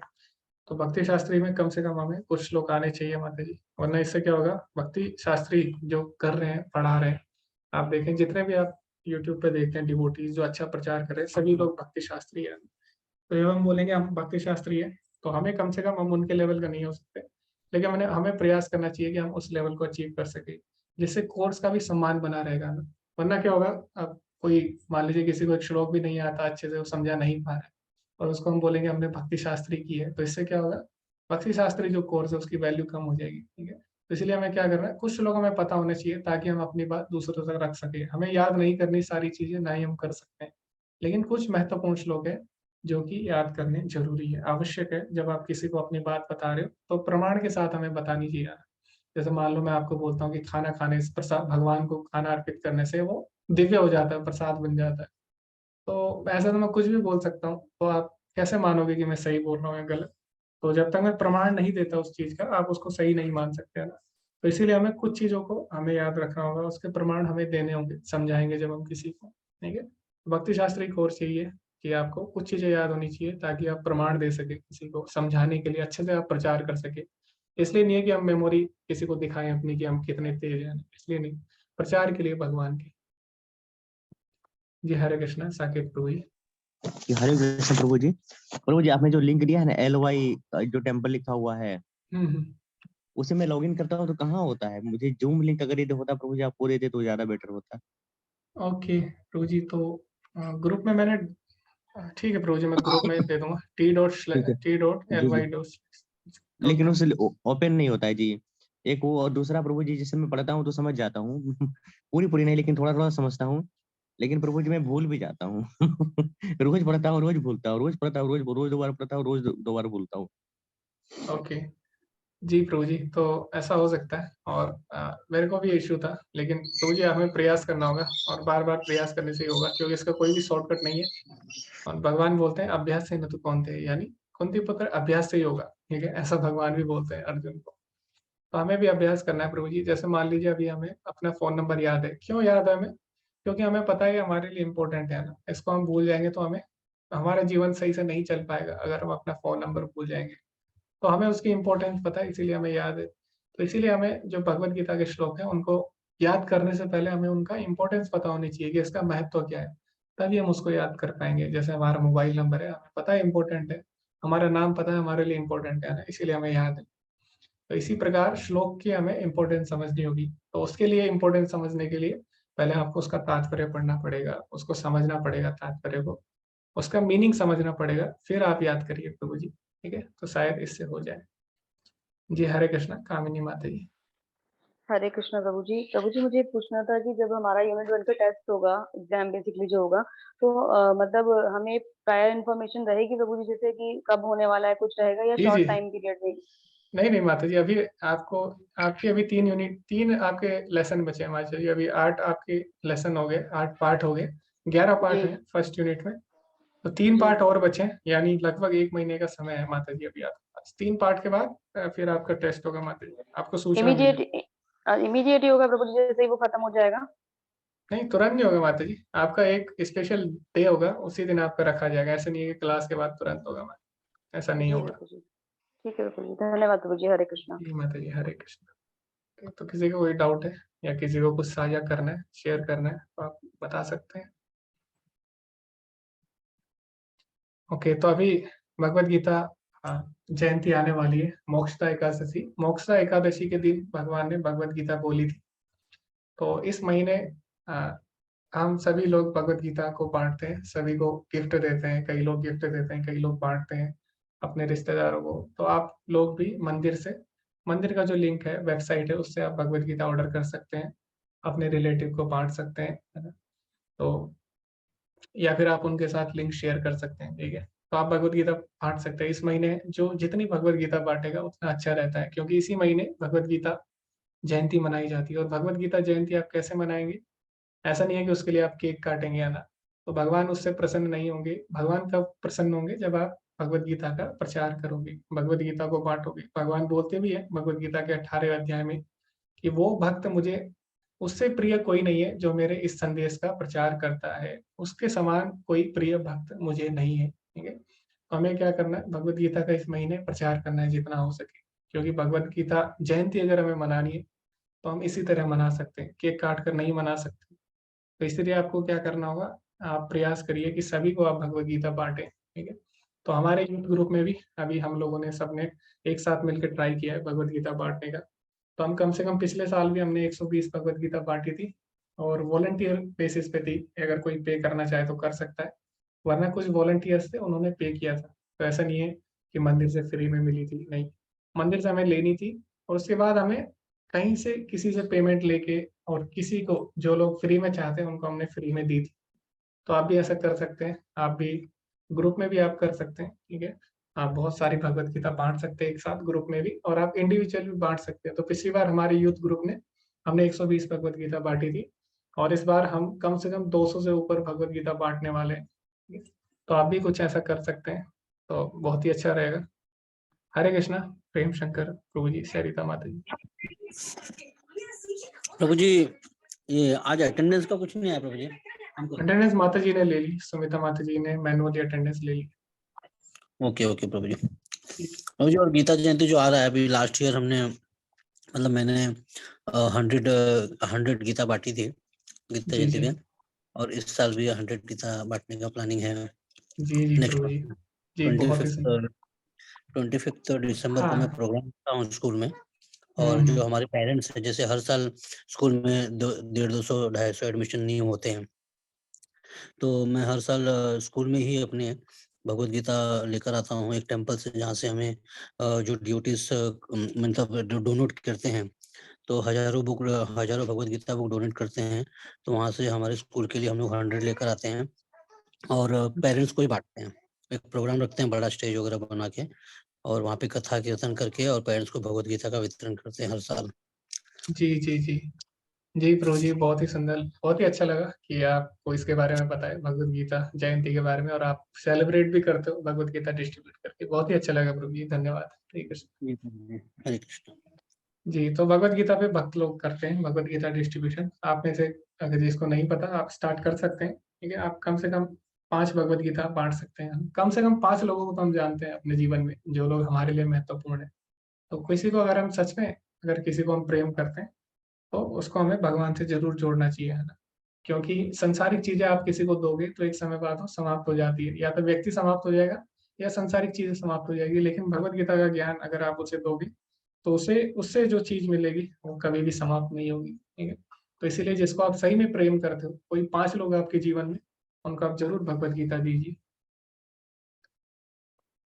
जी हरे कृष्णा। तुलिका माता जी। हरे कृष्णा प्रभु जी। प्रभु जी, मैं सिर्फ एक रिक्वेस्ट करना चाहती हूँ आपसे, ये जो 108 इम्पोर्टेंट श्लोकास है ना, एक बार आप उसको ग्रुप पे फिर से शेयर कर देंगे। एक्चुअली वो मेरे फोन से चला गया है, आई मीन फोन मैंने चेंज किया है। जी जी माता जी, मैं भेज दूंगा। प्रभु जी, थैंक यू सो मच। हरे जी कृष्ण। माता जी, हरे कृष्ण।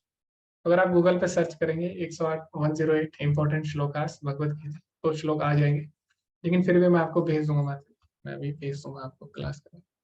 जी हरे कृष्णा। मनोज प्रभु जी। प्रभु जी, मेरा एक प्रश्न और है। प्रभु जी, मैं जैसे अभी भगवान ने कहा दूसरे श्लोक में, 5वें अध्याय के दूसरे श्लोक में, कि कर्म योग और भक्ति योग दोनों ही नहीं, कर्म योग श्रेष्ठ हैं। भगवान ने बोला कर्म संन्यास और कर्म योग। हाँ, कर्म संन्यास और कर्म योग दोनों ही श्रेष्ठ है, लेकिन कर्म योग अधिक श्रेष्ठ है। जी जी तो इनका उदाहरण हो सकता है कोई? जैसे जी। मुझे लगता है कि जो भक्ति योग है या जो कर्म संन्यास है, वो मीरा जी का है, और बाकी जो कर्म योग है वो अर्जुन जी का है। नहीं नहीं, ऐसा नहीं है प्रभु जी, अर्जुन तो भगवान के भक्त है। एक्चुअली भक्ति योग में सारे योग आ जाते हैं प्रभु जी। भक्ति योग में कर्म योग, ध्यान योग, अष्टांग योग, उसकी हम चर्चा करेंगे अगला जो यूनिट हम स्टार्ट करेंगे। और उसमें प्रभुपाद जी बताते हैं कि कैसे भक्ति योग में सारे एक साथ आ जाते हैं। तो भक्ति योग, कर्म योग मतलब है इंद्रियों से भगवान की सेवा करना, तो भक्त वो भी करते हैं। क्या ठीक है। प्रश्न प्रभु जी इसी श्लोक से रिलेटेड है? इसमें दो जो चीजें हैं उनके अलग अलग उदाहरण मिल सकते हैं? जी जी जी बिल्कुल, क्या अभी माता जी ने दिए थे, तुलिका माता जी ने आपको उदाहरण दिए थे, भरत महाराज का उदाहरण दिया था। भरत महाराज ने क्या किया, सारी चीजें छोड़ के उन्होंने सोचा, बहुत बड़े राजा थे, ठीक है, बहुत बड़े राजा थे, कोई छोटे मोटे राजा नहीं थे, बहुत बड़े राजा थे, बहुत ऐश्वर्य था उनके पास, बहुत ही फेमस राजा थे भरत महाराज। लेकिन उन्होंने उसका त्याग कर दिया, सब चीजें त्याग दी, जो कि बहुत ही कठिन है ना, सारी चीजों का त्याग करना। कोई अगर आपसे बोले कि आप अपने घर बार त्याग दो, तो हमसे नहीं हो पाएगा ना, बहुत ही कठिन है। लेकिन भरत महाराज इतने बड़े वैरागी थे, उन्होंने सारी चीजें तुरंत छोड़ दी। उन्होंने बोला कि मुझे भगवान को ढूंढना है, मुझे भगवान से जुड़ना है, तो उन्होंने सारी चीजों का त्याग किया, वन में चले गए, तो एकांत में चले गए। ठीक है, एकांत में जाके भगवान का ध्यान करने लगे, यज्ञ करने लगे। लेकिन क्या हुआ, क्योंकि अभी मन शुद्ध नहीं हुआ था, तो जो कर्म संन्यास है उसके लिए हमारा हृदय शुद्ध होना चाहिए। जब तक हृदय शुद्ध नहीं होता, प्रभुपाद जी लिखते हैं, ऐसा संन्यास नहीं लेना चाहिए। तो उन्होंने क्या किया, अभी हृदय शुद्ध नहीं होता, सारी चीजें छोड़ दी। तो क्या हुआ, एक बार भरत महाराज नदी में स्नान करने गए सुबह, और तभी उन्हें वहां पे, बहुत लंबी कहानी है, मैं आपको शॉर्ट में बता दूंगा, तो वहां पे उन्हें हिरण का बच्चा मिल गया, एक छोटा सा, ठीक है, हिरनी, जिसने एक बच्चा दिया। और उस हिरनी, वो हिरनी प्रेग्नेंट थी, और उसके पीछे शेर पड़ा हुआ था। तो हिरनी ने जैसी छलांग लगाई नदी पार करने के लिए, तुरंत उसने बच्चा दे दिया। बच्चा बहते हुए उनके पास आ गया, और हिरनी को शेर ने खा दिया। बच्चा अकेला था, असहाय था, कोई नहीं था, छोटा बच्चा था। और बच्चे वैसे भी कितने प्यारे होते हैं ना, और ऊपर से हिरनी का बच्चा, हिरनी तो इतनी सुंदर होती है, हिरन का बच्चा, वो पहली बात बच्चा, दूसरी बात हिरन का बच्चा सोने पे सुहागा, इतना सुंदर, उन्होंने रख लिया। और जब हिरन का बच्चा रख लिया, अभी क्या हुआ, धीरे धीरे उनकी आसक्ति हिरण के बच्चे से बढ़ने लग गई, है ना। तो क्या हुआ, अभी हृदय शुद्ध नहीं हुआ था, कर्म संन्यास कर लिया, सारी चीजें छोड़ दी, लेकिन हृदय शुद्ध नहीं हुआ। तो क्या हुआ, जैसे माता जी ने बोला ना, उसमें हमेशा पतन का डर बना रहता है। तो वही हुआ, उनकी हिरण के बच्चे से आसक्ति होगी। तो अब वो भगवान के बारे में नहीं सोचते थे, हमेशा हिरण के बच्चे के बारे में सोचने लगे। यज्ञ करते थे, एक हाथ इधर है, एक तरफ भगवान की सेवा करना चाहते हैं यज्ञ में, लेकिन दूसरी तरफ हिरण के बच्चे की तरफ ध्यान है, ठीक है, देख रहे हैं हिरण का बच्चा क्या कर रहा है। तो इस समय इससे क्या हुआ, एक बार हिरण का बच्चा भाग गया, ठीक है, रात को। तो उसने भागना था, हिरण का बच्चा अब घर में रहने के लिए नहीं बना, है ना, वो जंगल में रहने के लिए बना, उछल कूद करने के लिए। तो जैसे ही वो बड़ा हुआ, वो चले जाता है उछल कूद करता हुआ जंगल में रात को। अभी परेशान हो जाते हैं भरत महाराज, और इस तरह ये भी जाते हैं, हिरण के बच्चे को ढूंढते रहते हैं। इनका पैर फिसल जाता है, खाई से नीचे गिर जाते हैं, और इनके प्राण जाने वाले होते हैं। लेकिन ये किसका ध्यान करते हैं, हिरण के बच्चे का ध्यान करते हैं, ठीक है, प्राण जाते समय। और अगले जन्म में क्या बन जाते हैं, क्योंकि हिरण से आसक्ति थी, तो इनको हिरण का शरीर प्राप्त हो जाता है। तो ये बहुत ही सुंदर उदाहरण है कर्म संन्यास का, माता जी ने भी दिया।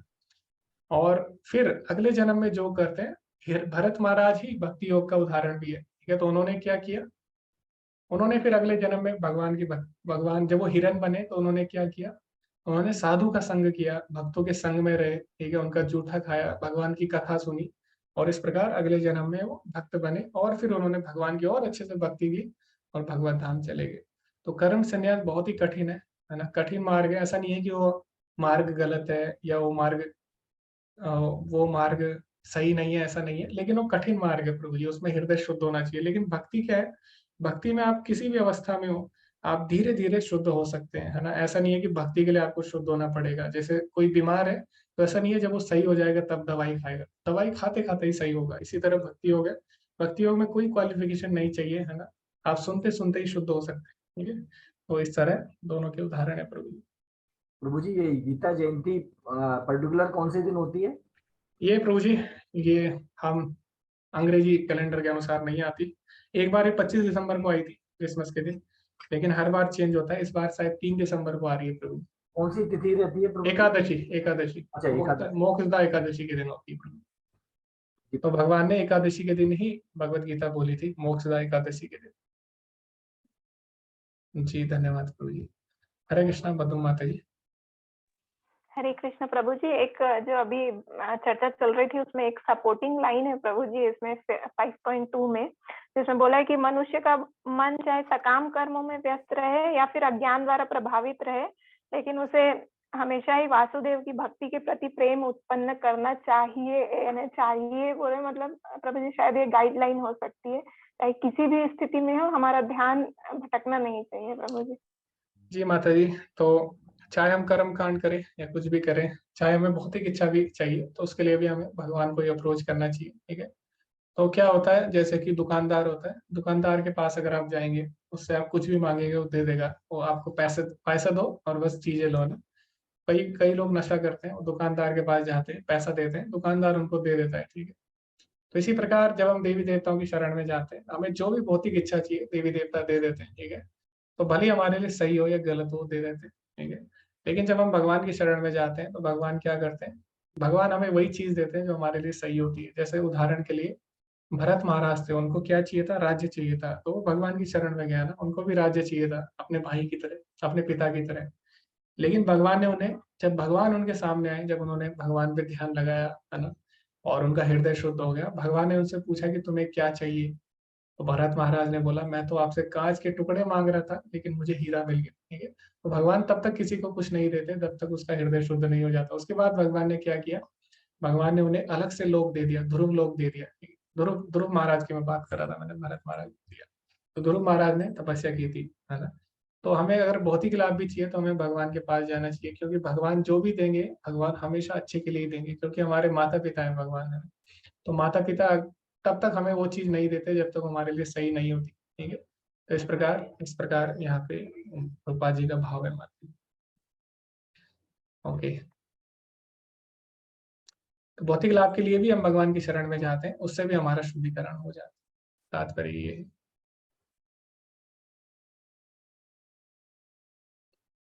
ओके, तो किसी का प्रश्न है? तो किसी का कोई प्रश्न नहीं है, शायद सभी का प्रश्न ओके, तो मैं 2 काम करने, एक तो मैं आपको श्लोका भेज दूँगा और दूसरा मैं आपको टेम्पल का लिंक भेज दूँगा, आप मंगल आरती जॉइन कर सकते हैं। और तीसरा मैं भगवद गीता का लिंक भी भेज दूँगा, आप कैसे मंदिर से ऑर्डर कर सकते हैं, ठीक है? बल्क में आप ऑर्डर कर सकते हैं या फिर अगर आपके पास नहीं है, तो आप अपने लिए पर्सनल कॉपी भी ऑर्डर कर सकते हैं। तो वो मैं ग्रुप में भेज दूँगा। धन्यवाद सभी का जुड़ने के लिए अंत तक। ओके। वाञ्छाकल्पतरुभ्यश्च कृपा सिन्धुभ्येव च पतितानां पावनेभ्यो वैष्णवेभ्यो नमो नमः। अनंत कोटि वैष्णव वृंद की जय, श्रील प्रभुपाद की जय। हरे कृष्णा। धन्यवाद सभी का। हरे कृष्ण।